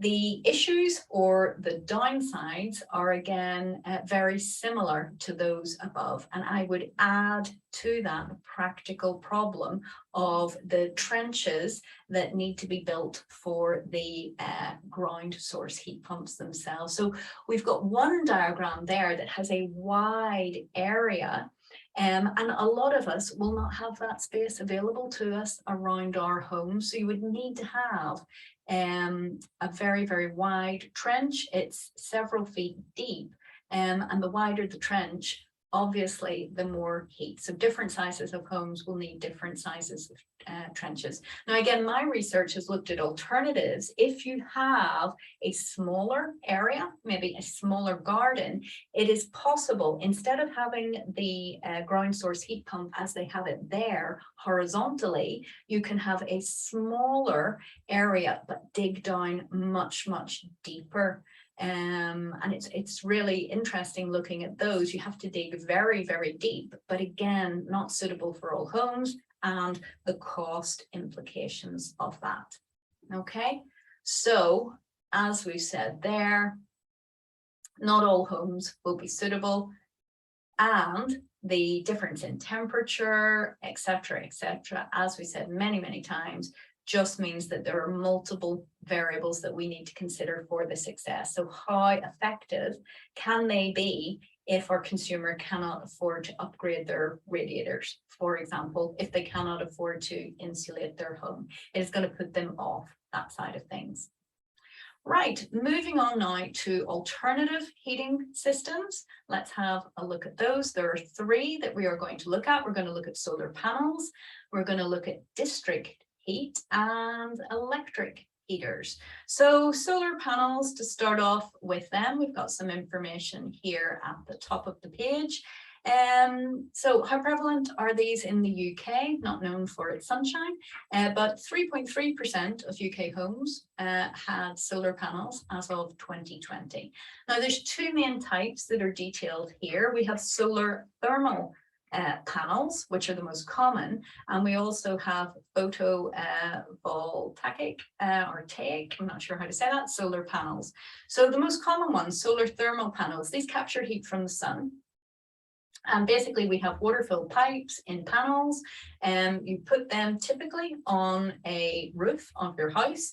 The sun shines on those. The glass in the panels focuses the heat from the sun.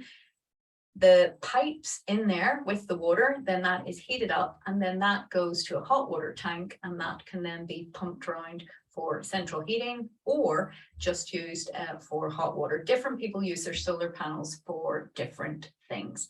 As we said before, remember, solar panels can be used with a heat pump if we are looking at a more sustainable solution overall.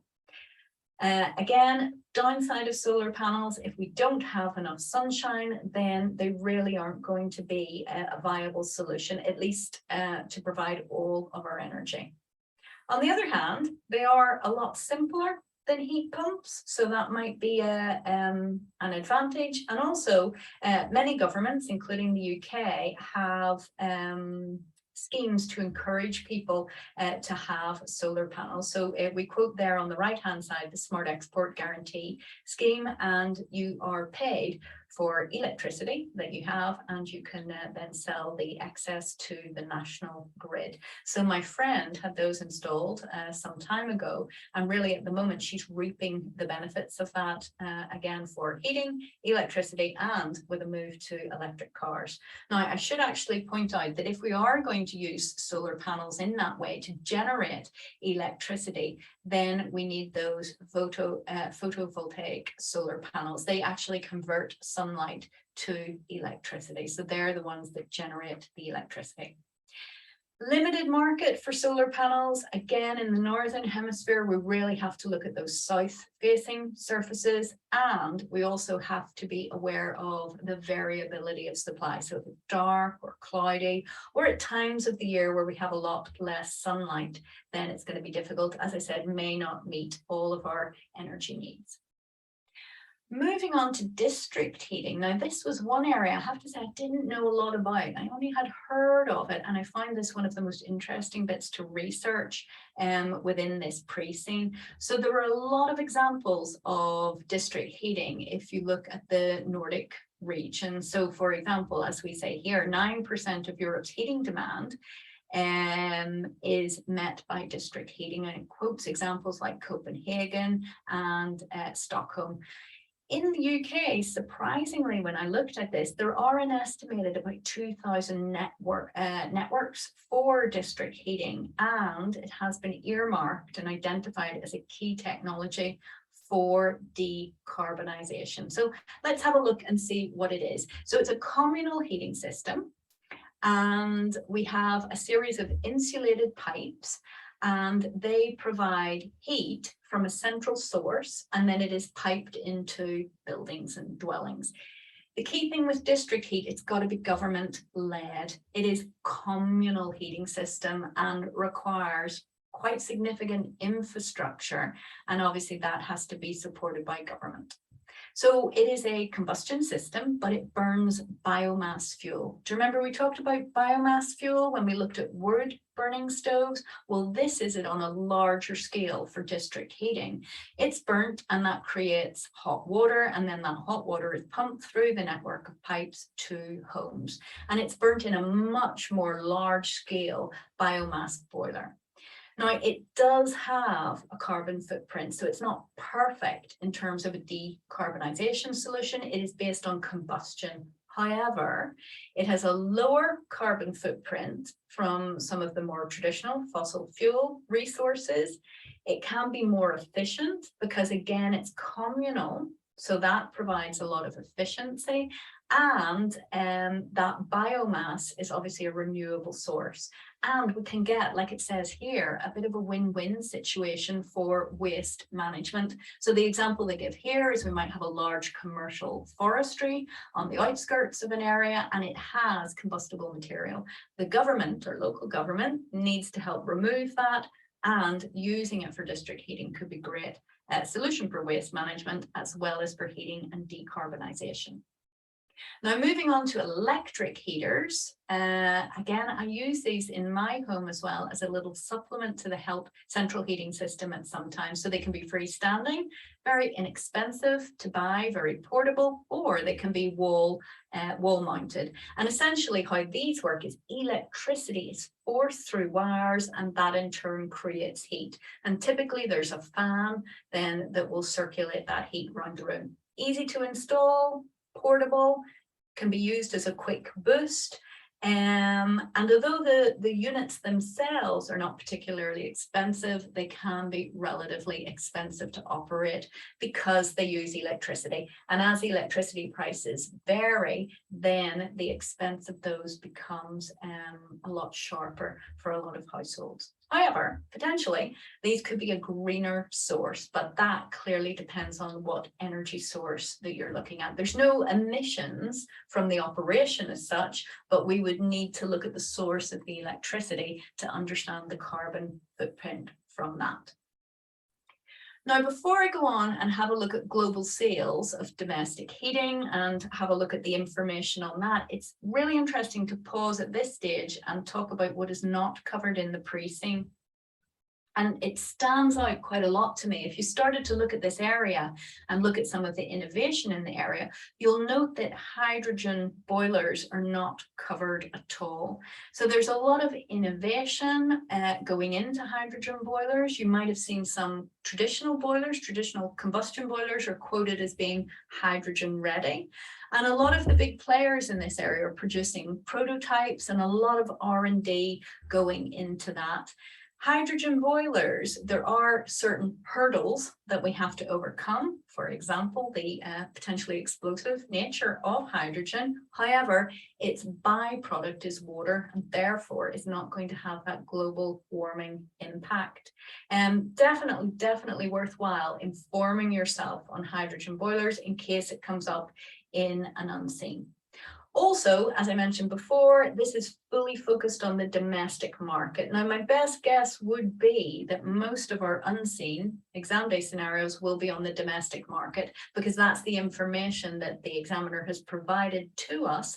And we're told that's where Hottayr's focus is. However, just be aware that there is also a commercial heating market as well. So to be aware, so that if something was mentioned in that, maybe looking at diversification, that does exist. However, I would say most of our research should go into having a look at that domestic market. Now, it's important to look at sales in these heating technologies because this gives Hottayr its market for these solutions. And what I really like that they've provided here on the next page is some forecast information, which we'll have a look at. As I said at the very outset, this is an interesting industry. It is changing all the time. The pre-scene includes forecasts. We've got that level of uncertainty. Traditional boilers are being phased out. Main driver, as I said, environmental agenda and government influence. Most jurisdictions have made net zero pledges. The UK's is quoted down here at being 2050. That has led to the ban on traditional boilers and the grants and subsidies, etc. So we might find out more about Nordland as we progress. However, balanced with that are all the issues we've looked at to date from the consumer point of view, including the cost. Okay, so let's have a look. We've got some exam scenarios here. So over on the left-hand side, perhaps from an F3 point of view, will Hottayr look to divest its traditional boiler business? We need to be prepared for divestment and all the issues that would have. For example, how much do we think that business is worth if it is in decline? So we'll be looking at traditional business valuation, but very much building in the fact that that market might be limited. Below that, from P3, we've got some political risk issues that we need to look at. As we said, we're an, or as we'll see, we're an exporter. So different governments might have different attitudes towards subsidizing heat pumps.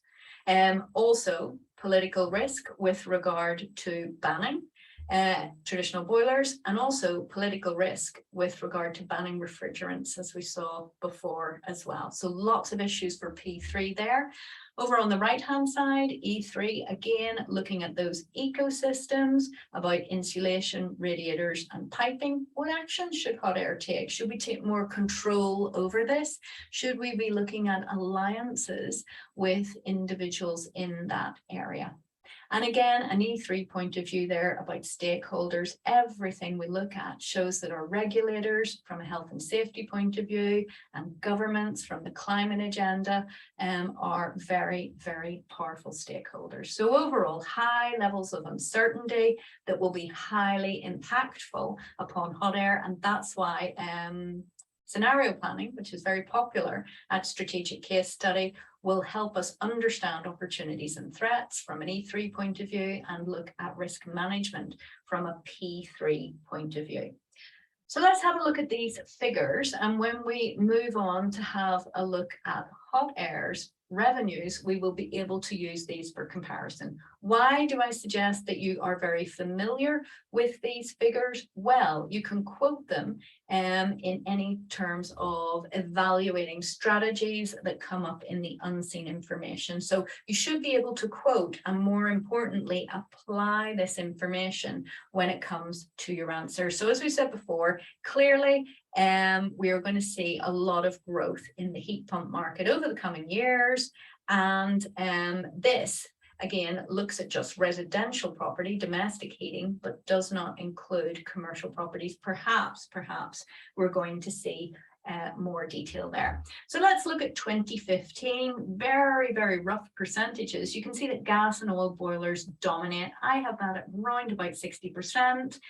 Coming in at second place, we have our electric heaters with 15%, solar panels broadly 10%, district heating 8%, and heat pumps at only 7%.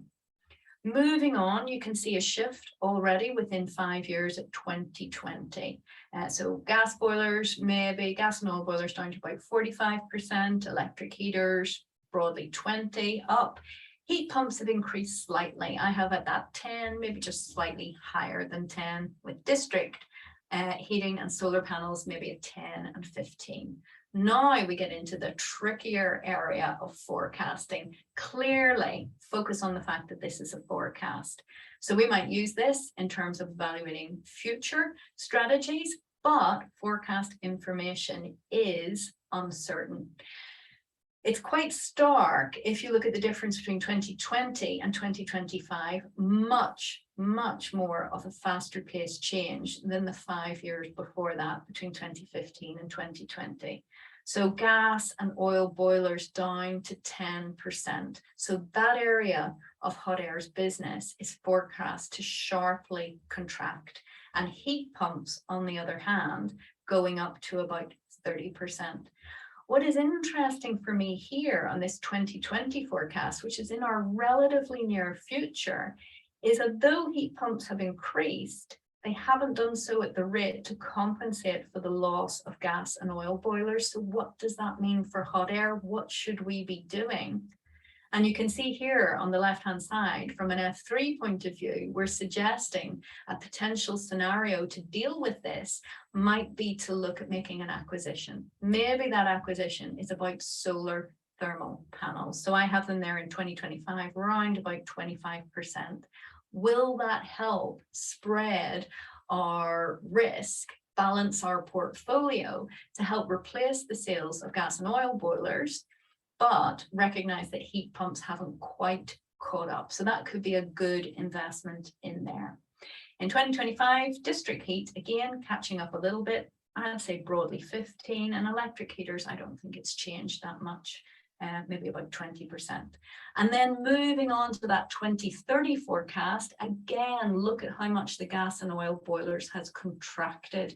So down to about 5%. Heat pumps, again, not quite replacing all of those, maybe moved up to about 40%, and solar panels, again, about 35%. Again, that to me seems like a likely unseen, maybe is an acquisition of a solar panel company, and we can use this forecast information to justify that. And who are we justifying it to? It's going to have to be to our investors. And coupled with that, what might be asked? We might have to look at valuations for those acquisitions, and we might have to look at financial strategies, how those should be funded. So quite a likely scenario there.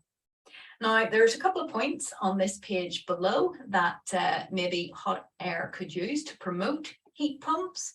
So as renewable energy sources are promoted, that seems to be boosting the sales of heat pumps more than other heat sources. So again, we're already in heat pumps. That's an advantage to us. A downside, though, is that solar thermal panels are not suitable for every location. Okay, so that might temper the fact that we may not make an acquisition, but based on those forecasts, it would seem to be a potentially good idea. District heating, again, maybe part of the reason that it is slower growth is that it requires major investment, major infrastructure, and therefore relies on government support. Yeah. Okay, so moving on to have a look at Nordland in particular. So this is our home jurisdiction, looking at the central heating market. We're told it has a temperate climate, but with significant variation. Remember what we said, when temperatures vary, it can make our heat pumps less efficient, okay? But that temperate climate might mean that heat pumps that can reverse the flow of heat, do heating and cooling might be an opportunity for us. And as we'll see, Hottayr does have a model that does both of that. Let's have a look at Nordland's daily temperatures. So broadly looking at this, they look somewhat similar to maybe the UK, Ireland, Germany, Netherlands. Clearly, as we say here, need to allow for regional variations. Our lowest temperature would be around January, around about 5 degrees Celsius, and a top temperature in Nordland in July, about 20 degrees Celsius. So potentially, we have to ask ourselves, how effective would solar panels be, maybe in the Nordland market? Plenty of information that we can draw upon in evaluating a potential acquisition of solar panel manufacturer. Now, we're told in the information below this table that there is a lot of variation in temperature between the daylight hours and between nighttime hours. So we can get as low as 0 degrees Celsius in the winter.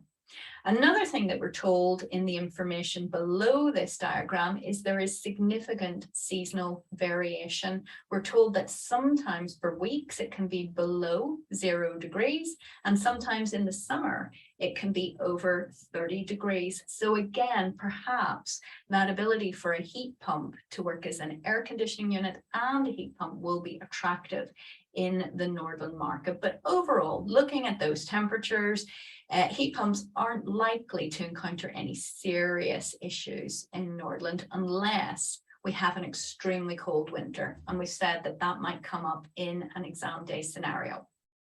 But as we say here, those temperatures show that central heating is required in Nordland. So it is something that we're going to have.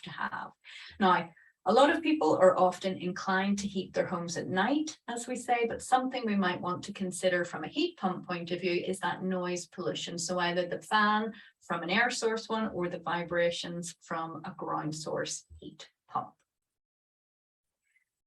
Now, as we see here, most households will heat their homes from mid-autumn to early spring, and that's when our heating costs are higher. And as with a lot of jurisdictions, then heating cost is going to be a significant part of a Nordland family's budget. So maybe as economic situations move and there's a squeeze on family budgets, again, that will impact heat pump sales and the cost of heat pump running. As we've seen before, that might be an advantage. Households might see it as an investment, upfront cost, but with lower running costs, or it could be a threat. It could be prohibitive from people even starting to look at heat pumps in the first place. Now we get a little bit more on the Nordland government. We're told that they're committed to reducing carbon emissions to zero. And what we will see later on is this is fully aligned with Hottayr's vision, which is really, really helpful. So that is a massive opportunity for Hottayr. It is yet to be seen if our vision has aligned with that, because the Nordland government has said that it's committed to reducing zero. So heat pumps are promoted by the government as contributing towards that target. And we've got similar estimates here to the UK. 20% of Nordland's carbon emissions are attributable to domestic heating. So again, information, stats there that I would expect you to know and apply in any unseen information. What we don't know here is what incentives the Nordland government are offering to help people move into heat pumps. And again, that might be presented in some unseen information. We have details on homeowners' collective spend. $1.6 billion is on the purchase of central heating systems. Now that can be, as we see in the box below, when they are replacing existing systems. So most homeowners at some stage have to replace a defective boiler with a newer model. Heat pumps, we're told the demand is growing slowly. Perhaps we'll see something in unseen that shows an uptick in that growth. As I said, it might be a government initiative. And also we know that that growth is slow because of all of those additional costs required from insulation, radiators, underfloor heating. And don't forget some of the practical issues about, do we have space to put our air source heat pump? Do we have a garden that can be used for the ground source heat pump? Also, people purchase central heating when they have a new build home. Now, they actually are not, the consumer isn't buying it themselves in that case. It would be the house developers. And as we will see later on, house developers are going to be a key consumer for Hottayr to look at. And often, if that new build home has a heat pump in there with the appropriate radiators, with the appropriate, say, underfloor heating and insulation, that can be very, very attractive for potential buyers, because they will know they have essentially future-proofed any government change and can benefit from those lower costs. And interestingly, when we look at new home builds, it's not really significantly more expensive to put in a heat pump than a more traditional system. Those costs come when we're looking at replacing the system. So house builders are going to be key area for us to look at.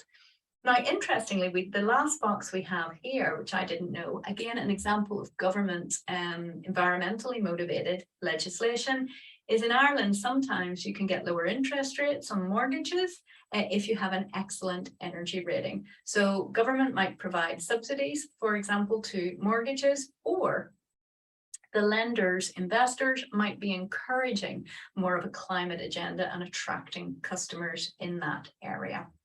And at the top of the page here, you'll see our stakeholders about house builders being very, very important consideration. I am just going to touch on Hottayr very briefly to get us started, but the main look at Hottayr itself will be in our second webinar. So Hottayr company, round about 70 years old. It's quoted, as we said, so listed in 1967, and we've already looked at the benefits that brings to the company. And really on this first page, it starts off with what the company is known for. It gives us a little bit more of a feel for Hottayr itself. And when I read this, I see that it has a very strong brand. It was one of the first to enter the domestic boiler market in Nordland. So it'll have that high brand awareness. Also, we know that it moves in export markets as well. So a well-known brand, both in Nordland and in overseas markets. So what is Hottayr known for when we think about a Hottayr boiler? It's known for safety, reliability, and efficiency. And I would make sure that I would be able to quote these because it will help me evaluate any strategies that we are looking at, if that's what we're known for. So safety, It was the first to win a safety award from Nordland Gas. So again, a very, very safe boiler, very important. And also, interestingly, it notes here that it has a policy to exceed standards. So think about our corporate social responsibility. They are going over and above legal minimums. They are pitching themselves potentially as a differentiator, exceeding minimum standards. When we have a look at the values of Hottayr, one of those is around keeping its promises. And again, looking at that, exceeding those standards and safety promises, again, ties in with that value, but perhaps we might see something in an unseen that might challenge that. They're also known for being reliable, and anyone who has a central heating system, reliability is one of the key features. They rarely break down. Okay, so that for me would be very important as a consumer. And also they have, although they have limited useful lives, like any boiler, we can see deterioration there from heat, moisture, and blockages. They last that wee bit longer than their competitors. So we're told 15 years as opposed to 12. So again, put yourself in the shoes of a consumer. A boiler is not an inexpensive thing to do. If you can get a longer life out of it, that would be very attractive. And on top of that, maybe to give them a little bit of edge, they offer a 10-year guarantee for their boilers. Again, that makes me think about the value of keeping their promises. Are we going to see something around that guarantee and link it to the values? And efficiency, very important. Again, from a cost point of view, they are using less gas, they are cheaper to run, more environmentally friendly, and we have several patented features. Now, where I see those patented features, again, it makes me think about the company investing in R&D. And again, we know, or you will see shortly, that we have an R&D director, Professor Amina Rajab, on the board. So clearly a very innovative company. What you'll see when we move on, as well as being known for safety, reliability, and efficiency, a lot of this pre-scene, I would say that Hottayr has a reputation for innovation and research. We're told that they are heavily involved in product development, that their products are constantly evolved. And that is probably what's led to that efficiency and environmentally friendly side of things and patent ideas. So to close off, how would we use that initial impression of Hottayr in our strategic case study exam? P3, reputational risk.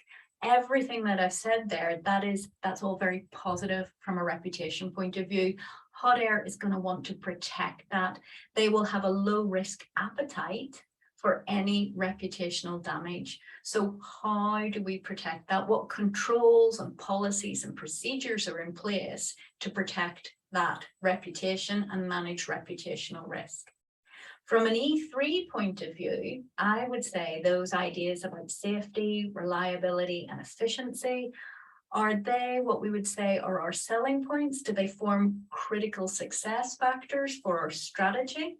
So maybe when we're looking at new products and services or tweaks to existing products and services, how do we deliver that safety, reliability, and efficiency? And again, that is interwoven with reputational risk. At strategic level, we don't look at it pillar by pillar, it all comes together. Looking at Hottayr itself, we know we're going to have very important stakeholders. We're listed. Therefore, our investors are key stakeholders. Clearly, customers are key stakeholders, but from everything that we have seen, the Nordland government and regulators, they set, as quoted here under safety, very strict standards. So they are going to be a very, very influential stakeholder, as well as all the other areas that we looked at in terms of grants and promoting heat pumps rather. We know we export, therefore F3, currency risk. I'm saying that export could lead to us having higher levels of currency risk or unpredictability. Which of our F3 hedging strategies are going to be appropriate? Again, in hedging, we need to be commercial, cost benefit analysis. What is appropriate? We don't necessarily have to have a single hedging strategy. We might have different strategies for different elements. Again, that reliability side of things makes me think about a potential question scenario. all boilers require maintenance. Perhaps we could look at offering a service package, either ourselves or partnering with another person to have a look at making our entire package more reliable, helping stop breakdowns and extending that useful life. So even our first impressions of Hottayr, I think, give us lots and lots of ideas. And the final one that I would add in there is with regard to research and development. As I mentioned, we do have an R&D director on the board, Amina Rajab. That is not always the case in our case study. So we don't always have an R&D director, so it stands out for me. How do we make sure that we are innovative, take advantage of that, but also stick with those critical success factors of safety, reliability, and efficiency? What factors can we look at from an R&D point of view that might help with that cost decision for consumers? So can we extend that useful economic life? Can we improve efficiency so their payback period is reduced? Loads of things to think about. So that will be the end of this webinar. When we come back next week, we will look at Hottayr's operations in more detail. So we'll have a look at the factories that it has, head office, we'll have a look at the data center, and we'll go and have a look at the features of the heat pumps that they have in more detail. And then we'll look at stakeholders, including government in more detail, consumers in more detail, and our all important competitors, including some competitors located in other jurisdictions. Then we'll go and we'll have a look at the financials. We'll look at the share price. We'll have a look at the board and how that's structured and corporate governance. And we'll wrap up by having a look at some of the news articles, which is often one of my favorite bits of the pre-scene at the end, and often very indicative of what we might see when it comes to our unseen information. So just bobbing back to see if we have any questions. I know I've run a little bit over time for us, so I'm going to pop up and see anything else that's come up. So I'm going to try and remember where I was. So yes, again, asking about a recording. As Thomas said, this recording will be made freely available. You will have it. You can go back, you can listen to it in more detail. You can look at it in more detail with the annotations that are on screen, which I find very, very helpful. The good and the bad recording, as far as I know, that is part of the course. So it was a live webinar and it was recorded. As to whether that's made freely available, I don't know the answer to that one. But if you sign up for a VIVA course, then that is available for you on demand content. So that is there. And what we will do in all of our workshops that I run is constantly we're looking at good answer, bad answer, what should our thought process be so that we can hit those good answer criteria. And importantly, you know, it's a really time pressured exam as well. In terms of sharing the note sheet, again, that is one for VIVA. I'm not sure, to be honest, if they post it with the recording, but if you watch the recording back, again, you can do it more slowly and you can see all of the detail that we have covered. Very interesting comment here on Drax Global. I have that flag to watch. It came up, like I said, I set my BBC News flag at the moment for energy stories, and Drax Global came up because they burn pellets for district heat in the UK. They do get subsidies, so that all sounds great, but then the slightly darker side of that is that they were coming from prime forest located in Canada. So I'm going to watch that program because I thought that was extremely interesting. Now, also with my pre-scene and case study hat on, I thought, what does that mean for Hottayr? Because we wouldn't offer district heating. It would be essentially in competition to us, but definitely impacts the industry. So would we use that as an advantage? Would it be ethical to do so? Or it also made me think about, I'm sure you've read a lot about net zero. really interesting. And is that a divisive or misleading concept in itself? Because we might be net zero, but are we doing the best that we could do? It's also hard to measure. So things like that, both around Hottayr's operations and also around maybe marketing material, it says in terms of its data and statistics, potentially could be accused a little bit of greenwashing, or, you know, as that article that you raise on Drax Global, the other side of things, very interesting. I also agree it's very interesting we don't have an IT director. I'll be talking about that a lot more in the next webinar. I would be expecting that we would have a CTO, Chief Technology Officer, or Chief Information Security Officer. And what we will look at then in the webinar to come is what aspects of Hottayr's operations would benefit from having a senior IT individual on the board. And importantly, where we could be open to criticism from a corporate governance point of view for maybe not having an appropriate board structure. So good spot there. And that's definitely something that we're going to be having a look at, and the consequences and potential questions on that. In terms of the VIVA community for Elite, yes, this will be popped up on there. So you will have that and you can annotate it and look at questions. And then, as I said, I'm going to go over it in the next webinar. Okay. Again, some questions coming up. I need to double check with Thomas in terms of what he does with these annotations. Obviously, if you are watching the video back, you will be able to see those notes on that side of things. So what are the differences between the standard course and Elite? Well, that one I can answer. Oh, and I see someone has provided a link to the good answer, bad answer. That's so helpful. Thank you very much for that. The standard course will include webinars. So we have 7 live webinars. This is the first one.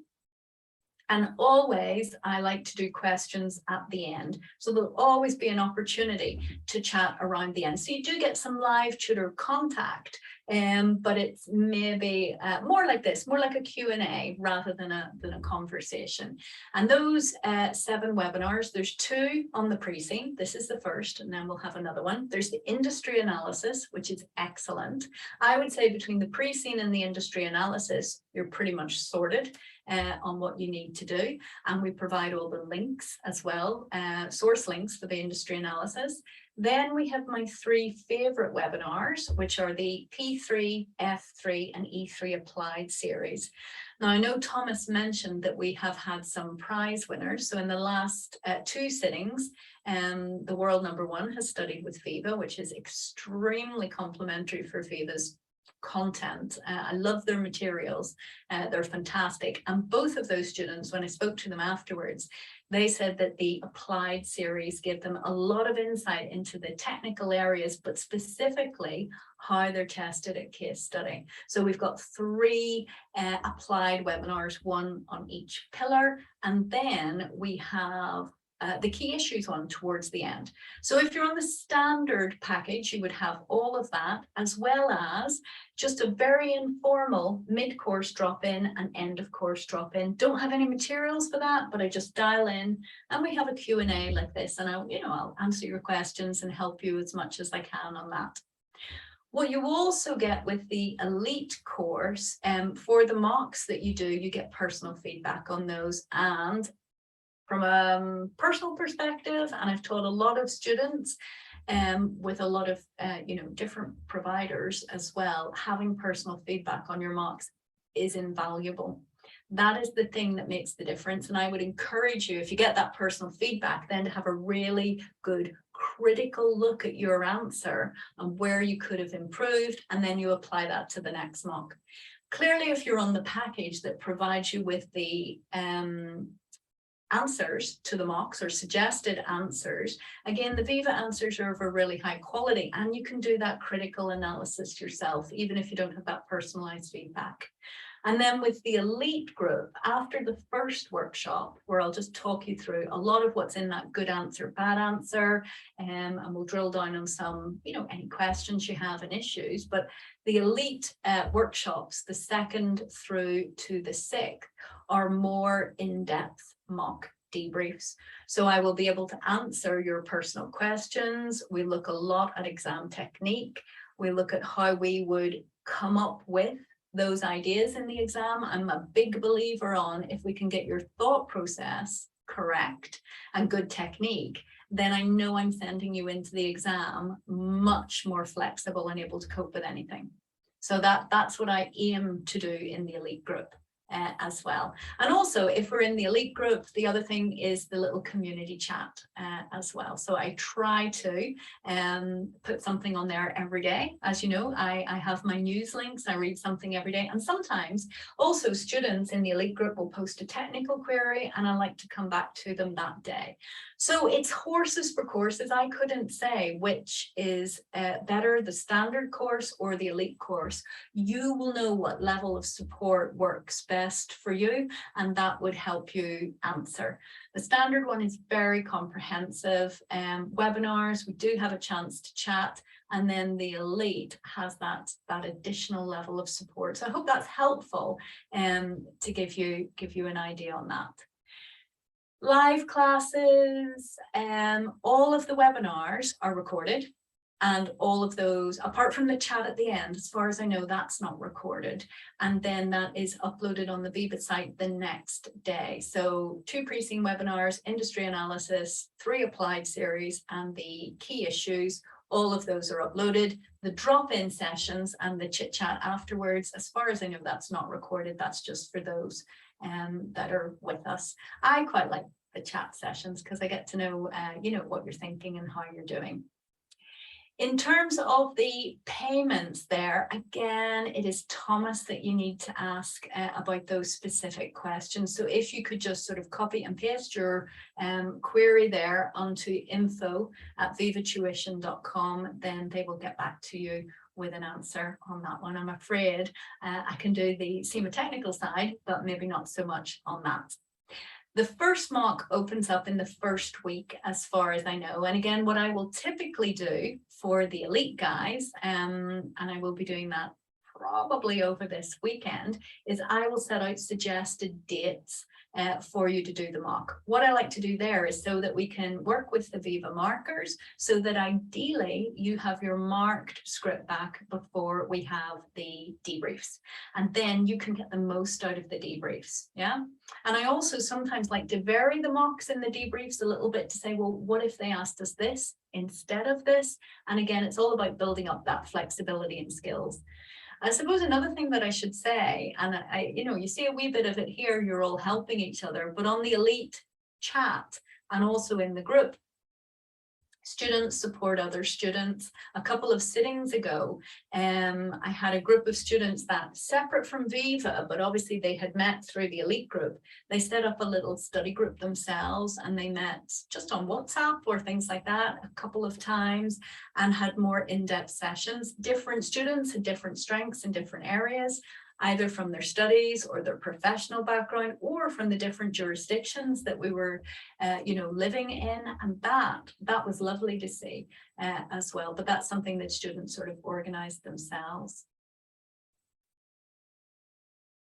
Again, in terms of the different packages, I'm so sorry that I can't provide more detailed answers on those.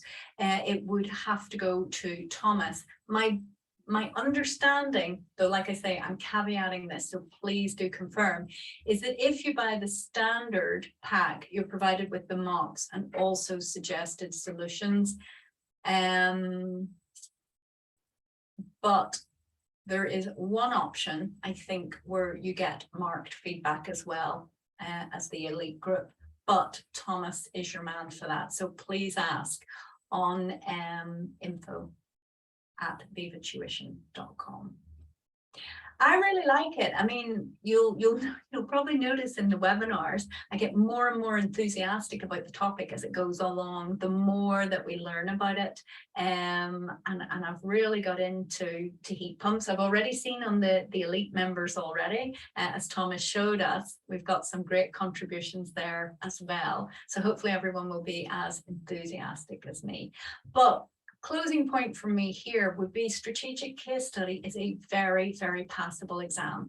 And I don't think it is the hardest exam that you will ever do. For me, those multiple choice papers at E3 and P3 I teach, and I'm also aware of F3, I find those harder, which you might think is a little strange. Yes, strategic case study is going to test you, but if you start now and you practice and you learn in the right way, so embrace that pre-scene, work on not just the technical knowledge, but the skills that you need to pass. It is fundamental that you have good exam technique.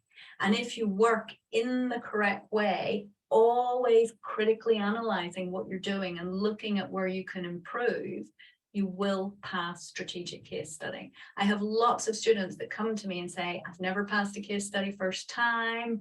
I think it's going to be the hardest exam. It is hard and it is demanding, but there's so much flexibility that you can bring your knowledge to that question. We can have two slightly different answers. That's not a problem. They both can score really, really well. And I think if we can build your confidence in a process, for want of a better word, or a practiced approach to case study, you work hard on the pre-scene and you work hard on your mocks. And as I say, review your performance, you're going to do well.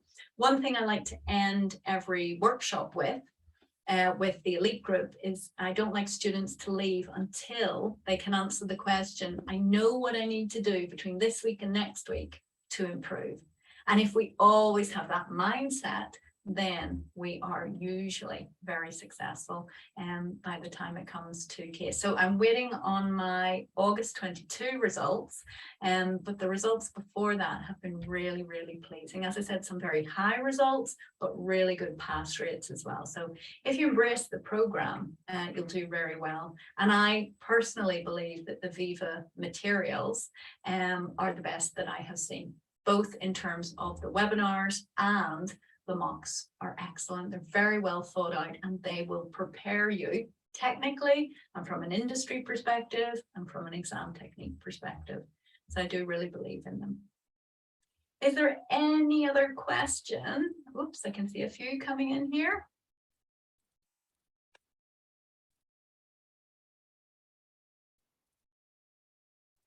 That's good. I'm glad you found the session helpful. As I said, I like the next one when we dive even more into Hottayr. We've only just seen our impressions of it, but very important to go through everything that we've gone through today. Otherwise, we don't have the context to look at Hottayr.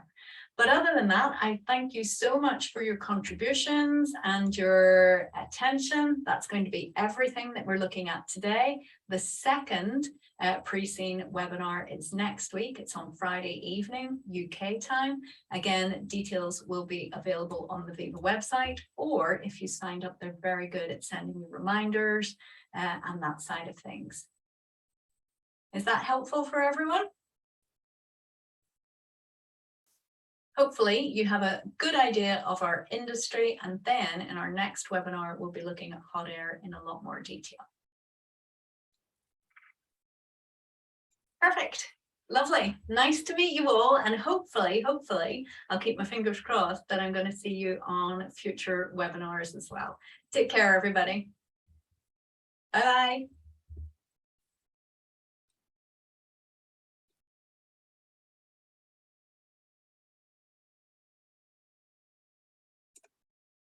Take care, everyone.